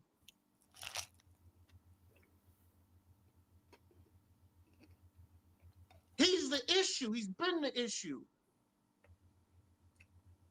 I'm so tired of this team being so mellow and just like there's no energy. I don't care who we get rid of. Honestly, look, I don't care who we get rid of. You know what? Long as what we replace them with is winning. I'm gonna tell you right now. Look, I'm gonna say this. There is nobody in podcast right now with the Raiders who know what the fuck to do and how to fix this team. I do. And I'm gonna say something that none of us want to hear. It took me a while to be like, you know what? He's absolutely perfect for the job. Not as a head coach though. But the guy who's gonna turn around this organization, who's gonna get fired down in Miami. I was about to say his name too. Go ahead. Is the perfect guy for the Raiders. He's in a loud town, but it's not big. There's no media. He can get low. He can get quiet. He still can get the fly the girls in. He still can get busy. He can still have his swag. He can still dress. He can still wear them tight ass skinny jeans. He can have all that. Be the young, cool, savvy coordinator that's going to come up. He can recover and rebuild his legacy that's been tarnished right now. He'll have the ability. He will make the offense what we wanted to see. He knows what to do with speed. We have a lot of speed guys. The schemes he could come up with. The offensive mindset and the juggernaut he can develop here. That's one. Second, we trade, and I'm gonna say what needs to be said. Max Crosby does not need to be traded to Dallas. Max Crosby needs to be traded to the Cleveland Browns. I already said that. Huh? I already said that. And the reason why Cleveland will for sure do it, they'll have the best defensive line in the league. We should have went and got Myles Garrett. We should have signed him in the offseason. We should have went. But they'll have Myles and Max. It creates a monster. It creates a monster for maybe 2 to 3 seasons. They're gonna be dangerous on that defense. We trade. We get 2, maybe 3 picks, and we get our quarterback for the future. Because the quarterbacks that are coming out this year, garbage. They are not ready. They are not ready. They have nothing to prove. Get ready for my next live. I already said they should trade Shedeur. That was my take about a week ago. I said the Raiders need to trade Max Crosby to the Cleveland Browns for Shedeur. No, not just for Shedeur. We need a lot more. And Cam Robinson. I wanted Cam Robinson too. No. Give me Cam Robinson. No, sure. I want Denzel Ward too. But I'm gonna say this. Shedeur Sanders is the 5th round draft pick. He's not a 1st round draft pick. So he's a 5th round grade. Max Crosby wasn't a 1st round draft pick either. Oh no. Max Crosby, but see, here's the difference. Max Crosby is a proven all-pro talent. He's just in a bad organization. So Max Crosby is all pro, top 3 in the league. No, he's gonna give me double-digit sacks. I'm now giving you a top 3, top 5, possibly one of the best defensive ends to go match with your other defensive end. I'm now giving you a monster. You gotta give me some picks, buddy. I'm getting at least 3 second rounds or a 1st with 2 seconds. And I'm getting your quarterback you don't want, you never want to let see the field, you don't like. And we'll throw in Geno too. Headache off. We'll throw in Geno too. Nah, they don't want Geno. You can have Kenny Pickett back. You can have Kenny Pickett back. But that's the issue that I have.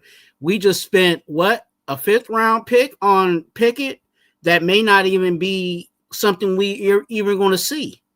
But that's the thing. We'll give you a 5th to get different. We just traded the 5th. We get Shedeur. Because the conversation we're going to get is not going to be from Shedeur. It's going to be from what else that we demand. Yeah, Shedeur's a kicker. Shedeur is the pick we already gave you for 5th. We just traded Shedeur for the 5th that we already gave you. And we give you a guy that you wanted back. You just had too many quarterbacks and you had to give up somebody, but Shedeur was just making you too much money. And I could break down what really is going on with Shedeur. It's not him not playing. It's a whole. He brings in a mentality to the NFL from these college players that they run the league now. Shedeur is the first player ever to be able to make money in the NFL without needing the shield. He doesn't need the NFL shield to to be he's the face of the league and hasn't played a down, really. He's one He's of the the face highest of the paid players, he's the and face when of it he's comes to literally the endorsement, face of the that league. hasn't even touched the field. He hasn't touched the That's field. He's crazy. the face of the league. He gets more clicks than Patrick Mahomes. He gets more clicks than Lamar Jackson. He's the face of your league. And Cleveland getting sold out because they hoping that Shador gets some PT in the fourth quarter. Majority of them guys is hoping that Shador gets some PT in the fourth quarter. I don't. I want him to not see the field. I want Dylan Gabriel to ball out, baby. Every compression. No, we're saying people are buying tickets in hopes of getting a glance of Shador playing.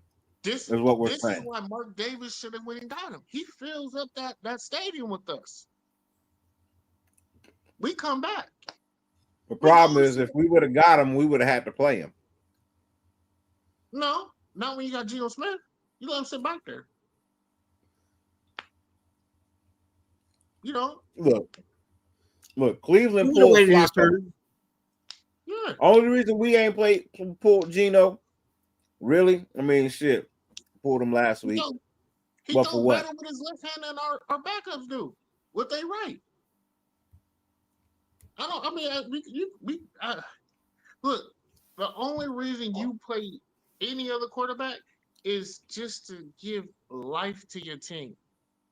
You try to, when the team gives up, the team hasn't given up on Geno. They're not. Ain't AOC back next week?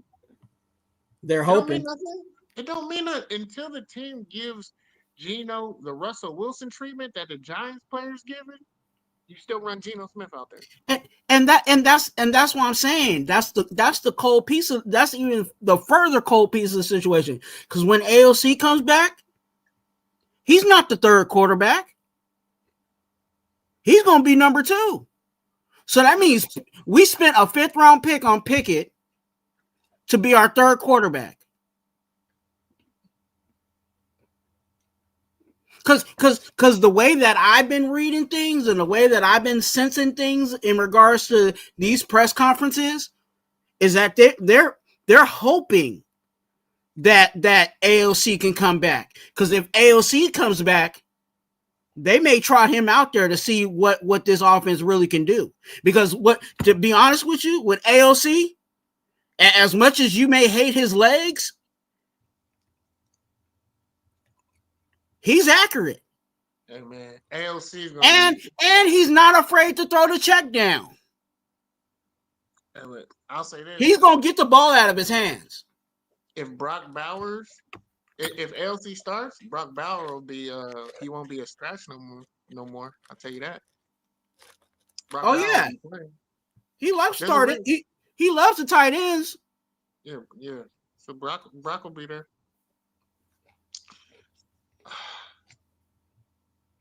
So I got this whole thing.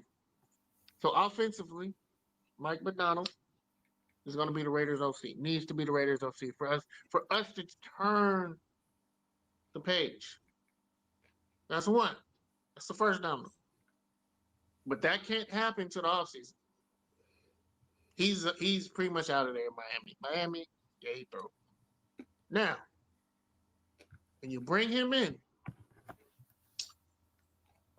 can Geno run his offense? Yes. Would I get rid of Geno? Yes. I'm not getting rid of Geno. No.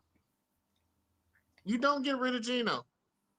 No. You don't get rid of him after just one season. Now, if he retires or he just wants to walk away from the game, you let him walk away. Am I just giving him away? No. I know he doesn't play. If he had a history of playing this bad like Jameis Winston, then yes. But when I see him do unprecedented things he's never done, even since when he was a rookie, there's more than it's like Transformers. There's more than meets the eye. Why is it? Why is he throwing places he's never thrown? Why is he throwing in the triple coverage? Why is he missing the check down? Why is he missing the crossing route? That's how he made his living in Seattle. That's how he was getting paid in Seattle. It ain't adding up. That ain't, the things aren't aligning. So now, now you got to break it down and peel back a layer and peel back more layers. Shit. It's tying down to,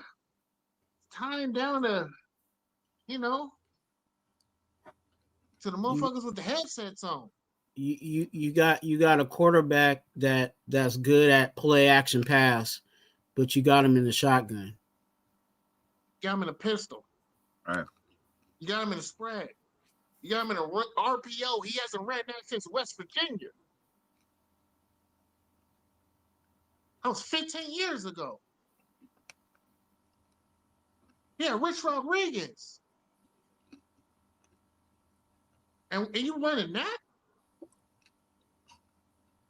And y'all gonna tell me Chip Kelly? Get the out of here with this Chip Kelly shit. This dude, and that's why this is why I'm so flipping mad. Chip 10 minutes. Kelly, 10 minutes. Chip Kelly, I only give you one, destroys organizations. He leaves them worse than how he receives them. And that's everywhere he's been. So it's going to get worse, y'all. It's going to get worse. That's why I'm so mad, because I knew as soon as we signed Chip, in order for him to leave, we got to be the worst. We got to be bad. Because he usually comes when there's talent, and then he makes his career off of what other people have done. At UCLA, he did it off of Jim Mora. Oregon, Nick Belletti. At Ohio State, it was who was the offensive coordinator that left before him? Was it? I can't remember. I can't remember. But he's built his career off of everyone else. San Francisco and Philly, off the backs of others. And he ran that organization into the ground. He got players hating him.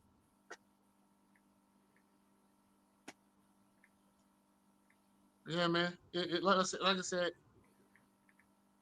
Okay, I think I got it out. Appreciate you, Derek, for not playing that clip of Derek Carr, because, man, I don't want to tear my boy up, man. I love you, Derek, man, but you ain't got to kiss ass no more, man. I know you're trying to get in the organization, but come on, man. Be real, man. Be honest. Be truthful. He is.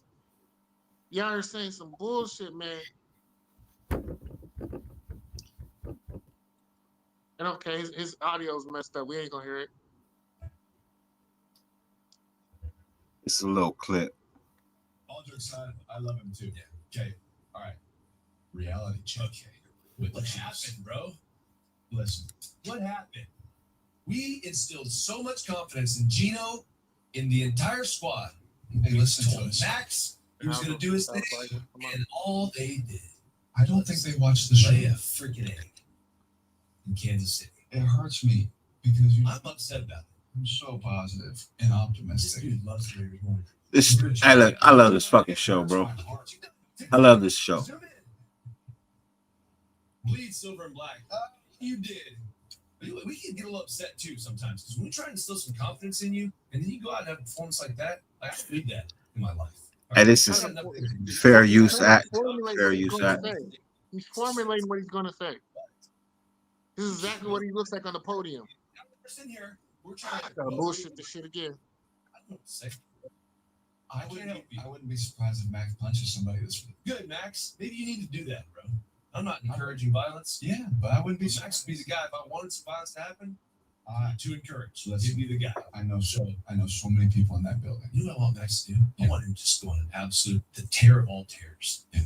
And I know he gives effort, but I want to see 14 sacks. This is the last 2 games. I'm going to say this. That's all I want to see. Because it's our hope that it can happen.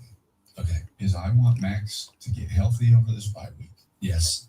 We need Brock Bowers to get healthy. It's hard. Let's be real about it. it is hard not playing with your guys. It's not an excuse. I get it. But it's hard. Yeah, it is hard. Especially against one of the best teams in football. It's hard. Because nobody cares. They just see the Raiders are out there. They must be full strength. That's it. Yeah, they're not. Okay, we understand that. You got the bye week to get it right. Yeah. Okay, Yep. so I'm going to hold on to this optimism that I have. And you know what? I like that because, and what happens in the bye week? You know this. Yes, You look internally. 100%. And who is Chip Kelly? Michael Jackson told us to. It's the man in the mirror. Who's Chip Kelly at his heart? Go. Go, bro. Go. You can't get any worse. Go.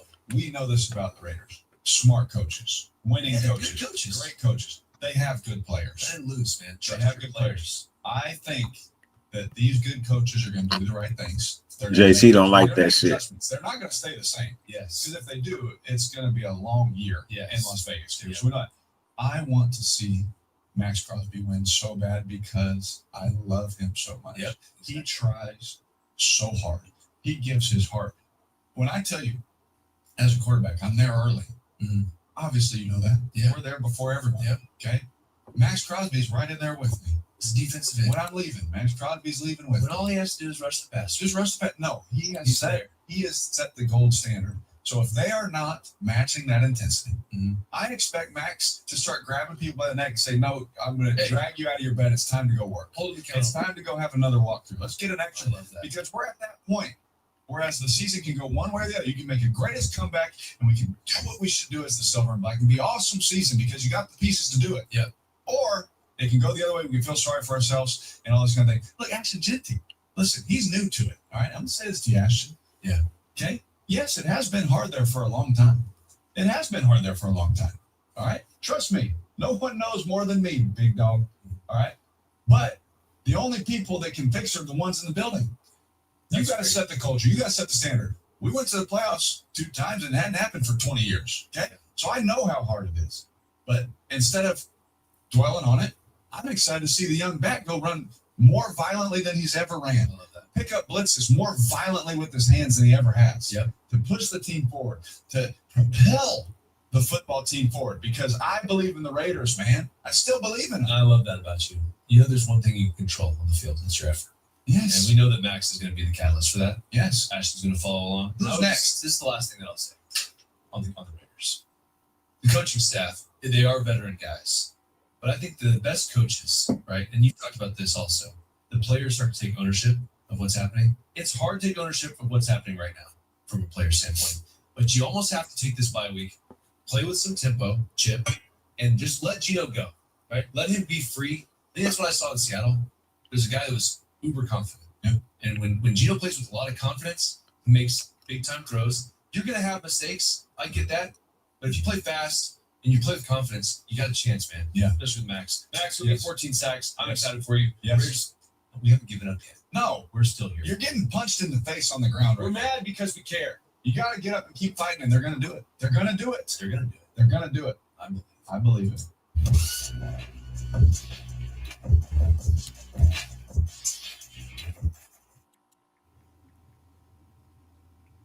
Give me my ISO. Let me get ISO.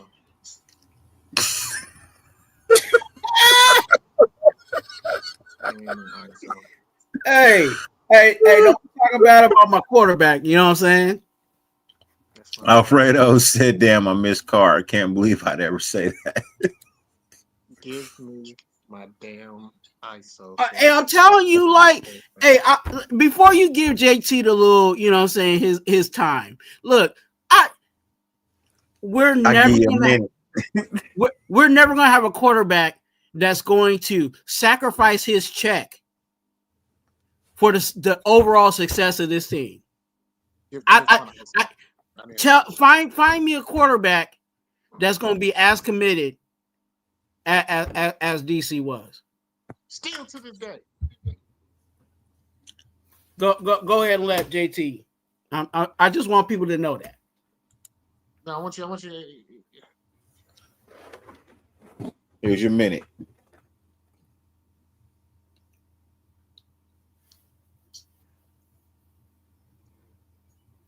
Start now. DC. I love you. I fought for you. I've gotten into real fist fights because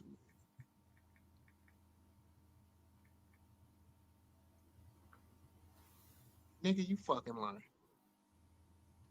You absolutely lying. Optimism, I get it. You didn't believe half the shit you were saying right there. Is because how I know you didn't believe it and know it was true because your last sentence, you had to repeat it 3 times. You did this, looking at Dave. I believe we can do it. I believe they can do it. I believe they can do it. You have to, that's a pep talk. You are giving yourself a pep talk. Now, I know what you were doing, but come on. The people who are going to fix this, see, you used good verbiage right there. You said the people who need to fix this are in this building. Caught that. That's what pissed me off about 2-3 hours ago when Dirty called me and played that little BS clip. He triggered me like 3. I wasn't even going to be on the show. He called me to play that bullshit.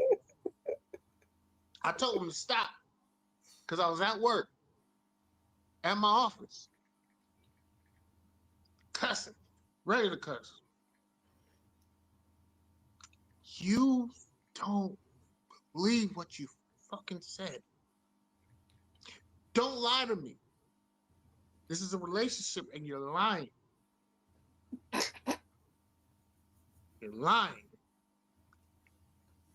The people who are walking through that door can't fix this. Here's the kicker. They didn't mess this up. They're just contributing to the mess. They didn't come here to clean up. They're just pushing the shit to the side and still leaving the trash there. It's just marinating. The stench is getting worse. They're just adding to it. The person and the people who are going to fix this are not in this building yet. The people that are currently in this building can't fix the shit. So what are they going to do? They're going to add to it. How much they add? Who knows? I mean, I know. I knew back in OTAs. You guys don't know. Which is why you guys are so frustrated right now and so upset.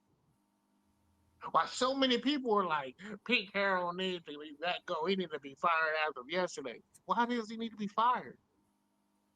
You wanted him hired 10 weeks, 15 weeks ago. You was happy with the hire.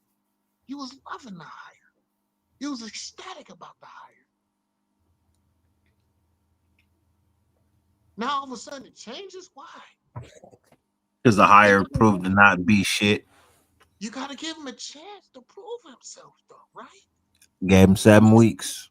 But he has to clean up the mess. Sometimes you gave him 7 weeks. 7 weeks. It's not enough. You was cleaning house throughout the whole off season. Was he? Was he? You said you was coming in here to clean up the mess. You just made it bigger. What did he clean? You were coming in to clean up the mess. You made it bigger. I'm saying, but I hear you. I hear you. But what you saying ain't what's going on. What did he clean? The players. That's what I'm saying. He said he was here to clean. He just made the mess bigger. You seen it. You said you seen it getting clean. You said that spit shine was looking nice. You said it right. I never said the spit shine was looking nice. I just said hopefully it looks better. You said it looked good on paper. Did you not say that? It did. It did. It did look good on paper, but we look good on paper for a long time. You saw a 12-win team, right? Because you weren't the only one. I was hoping for a 12-win team. I was sure hoping for one. No. Don't you do that. I felt like they could do it. I felt like they could do it with what they had on paper. Now you sound now you sound like Derek. I felt like they could do it. Now you sound. I knew they could do it. I know you could do it. I felt like they could do it. I felt like they could do it. I was hoping they could do it.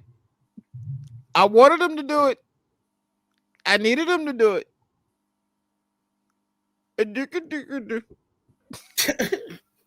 You know they weren't going to do it. Then what did we hire him for? Because they needed somebody to fill in the seats. They needed somebody to hose off the fire, who can just manage the fire. Hey, I'll say this because I was gonna wait. I was gonna wait to not give this fire. But one of the things that was said about Antonio Pierce in his firing was the reason why he got fired is because we lost against everybody in the AFC West. Oh, what's gonna happen? Now, are they going to hold the standard? What's going to be the scenario? That's what I'm saying. What's going to be the scenario when Pete Carroll does the same thing? I mean, Chicago fired their coach right after losing. Not Chicago. What was it? Tennessee. Tennessee fired their coach right after the loss. Because they thought they were the favorite to win that game, and you lost to the worst team in the league. It's a damn shame when coaches lose their job because they lose to us. But their quarterback before that said that team was ass. So there were some things bubbling before that game. No, that was that game. That was that game. He said the team was ass. That was it was before that. It was before. It was a week before. Yeah. Because they came off a win. No. It was like 2 weeks before. It was a week before they won. And then they won, and then they got clapped against us, and they're like, "All right, get your ass out of here because it ain't the players' issue, it's the scheme. There's no way you get out schemed by the Raiders. There's no way you should be getting out coached by the Raiders." And that's why. And mind you, that win that they got was a miracle. In New England? No, when they played against the Cardinals. Yeah, against the Cardinals it was, but they should have beat New England. They played better against New England than we did. It's just New England didn't make the mistakes. We are at the end of the show. Now you want to be at the end of the show. 2.5. Garbage. It's been 2.5. I'm not trying to get back into my 3, 6, 7 hour shows, bro. I'm not. Yeah, amp me up, man. I can't go to sleep now. Yeah. Well, turn on Up for Review. Turn on Up for Review. Gotta come up with a title, and which is gonna be a new segment in the late night shows. Once a week, we're gonna have an Up for Review segment where we just give JT his 15 minutes to go off. You gonna trigger me? Every week, bro. I'm gonna hit you with something for Up for Review. 15 minutes of JT solo photo and me just in the background like a conscience. I'm telling you, man, it's more entertaining watching us than this garbage ass team. And the thing is, I love this team still. I appreciate what they're doing. I understand what they got to work through and they got to battle. And that's just in our locker room. That's not even the other locker room. All right. Hey, look. In the end, the problem is this team is just on the wrong tracks, bro. It's headed in the wrong direction. It's gonna take a catastrophic break in the rails in order for this train to derail and get put on the right track at some point in time. I don't know when that's gonna be. I'm just gonna have to hold my breath until we get some semblance of some real talent and real coaching. I will not speak on how many wins or losses this team will get until that time. I will not spend any more money on merchandise or tickets. Mm-hmm. I was going to the game in LA because Alpha Kasi was coming down. But now I'm not. I'm going to go up to the game and hang out with them for a little bit. But when the game starts, I'm gonna walk my ass across the street to the sports bar, and I'm gonna watch it there. The Chargers ain't getting my money. The Raiders ain't getting my money. I'd rather give it to the mom and pop sports bar across the street while I buy some beers and watch it on the big screen. You know what I mean? I'm not. Look, I love whenever, bro. It pains me because whenever I'm out in the store and I see some Raider shit, I gotta buy it. Gotta have it. I got all type of shit that say Raider shit. I just don't put it all on display. But I got boxes and boxes of Raider shit. Right? Shit with price tags still on it. Little beanie babies. I got Raider beanie babies. You know what I mean? Raider teddy bears, Raider glasses, Raider pencils, Raider banners, flags, and all that shit. But I'm taking my flag down outside. I'm not gonna wave that shit for the rest of the season. I'm good. I'm gonna still watch in hopes that they accomplish something, but I'm not spending no more money on them. I can't do it, man. You're not giving me anything in return. You know, you're literally not giving me anything in return, and that's that bullshit. That's that bullshit, and I'm not having it. So y'all return to commitment to excellence, and I'll return. But until then, I'm not paying for trash, bro. I got one trash. I pay one trash bill a month, and that's the Waste Management to come pick up my trash every Tuesday. I'm not paying for no more trash, bro. And my team is trash. And I don't even like to say that because I feel like nobody in the NFL is trash. You are upper echelons player to make it to the NFL, but this team is trash, bro. You're the pinnacle of football. Yeah, this team is the lowest form of pinnacleness. If it's a fucking word, you're great. It may not be a word, but it's a word tonight. This is the lowest form of pinnacleness. You are excellent. You excel at what you do. Golly, man. There has been no procurement of attainment for prosperity. I'm gonna need you to text me that.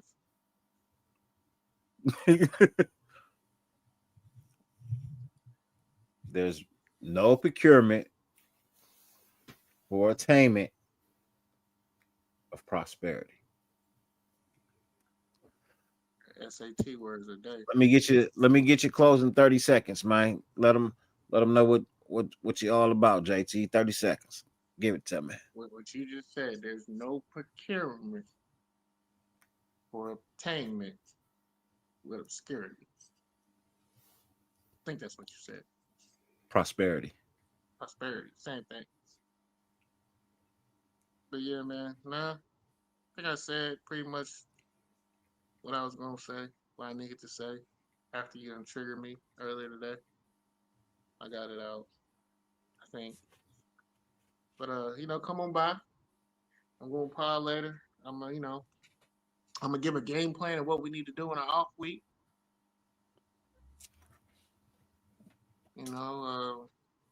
Trade everybody.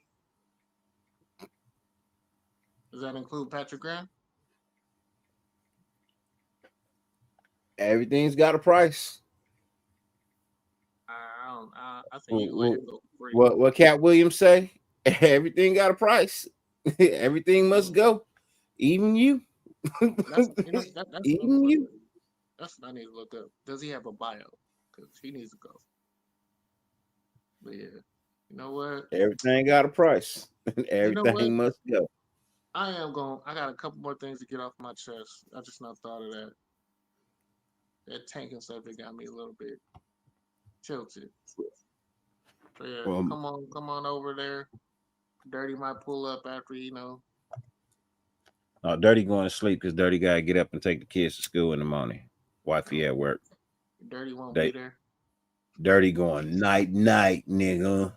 Twan might One join night in. night. Oh man. I only Nah, stay up late on Friday, Saturday. Only nights I stay up late is Friday and Saturday. Maybe so Sunday. I got a question. So what's the plan for y'all Sunday? Me? Mm-hmm.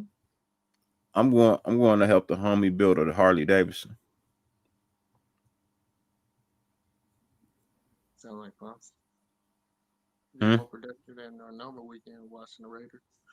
Yeah, so I got another channel called TDTV. It's just not public yet, but it's my motorcycle club, and it's us building motorcycles and going out and having fun and partying. So yeah, none of that'll be live. None of that'll be live though. That's all recorded. Yeah, that's all recorded. So, and then my golf channel is coming too. So, I know that I've been saying that, but I've been filming footage. So I can drop like 3 or 4 months worth of footage while I film some more. So, like I said, I'm back, and I got my hands in everything. Got my hands dipped in everything. So I'll be running this channel. I'll be running the channel that replaced this channel, the backup channel. I'll be running the TDTV, and I'll be running the We Tea Talk, which is the name of the golf channel, We Tea Talk. And that's about everything. We interview all types of people. So if you like to play golf, you want to get out here and talk, that's the place to do it. But Twan, where you at, man? Where you at? Yeah, Raider Twan on YouTube. Go ahead and subscribe. A lot of you guys, go ahead and hit that subscribe button. Let's get us to 1K. Also, I am possibly doing Sunday service. I'm supposed to be scheduled to do Sunday service this Sunday. So that might be on the table. If I don't do it this Sunday, then definitely I'll be doing it for week 9. But it will come out either this week or this Sunday or next Sunday. It just depends on preparation, behind the scenes stuff for Sunday service. So that's what I got coming up next. And then I might do a live before that. No, wait, what is today? Friday? Yeah. Be surprised. Hit that notification bell. You never know. But Sunday is scheduled for Sunday service. Before y'all leave, hit that like button for me, because I know y'all like and enjoy the content. Felt like, felt good to get back and have a nice little banner, productive conversations, Yeah. I enjoyed it. I did, even though y'all was wrong and I was always right. Appreciate Whatever. I'm glad you feel that way. I'm glad you feel that way. Keep telling you, you only halfway right. You're only halfway right. That's because you only tell half the story. You can't tell everything, or your motherfucking insider won't tell you nothing else. So that's why I say you be halfway right. You be halfway right. Speak about the truth. It's the truth. Yeah, okay, I hear you. No, but I hear you. I'm not right all the time, but I don't want to be right, man. Just make me eat crow one time. Like, damn, just make me eat crow one time. Let me have to explain myself. Like, let me say, what was I? Man, I'm always wrong about this team, bro. That's why I enjoy fucking doing what I do. I'm always wrong. But I just be trying to deliver hope. I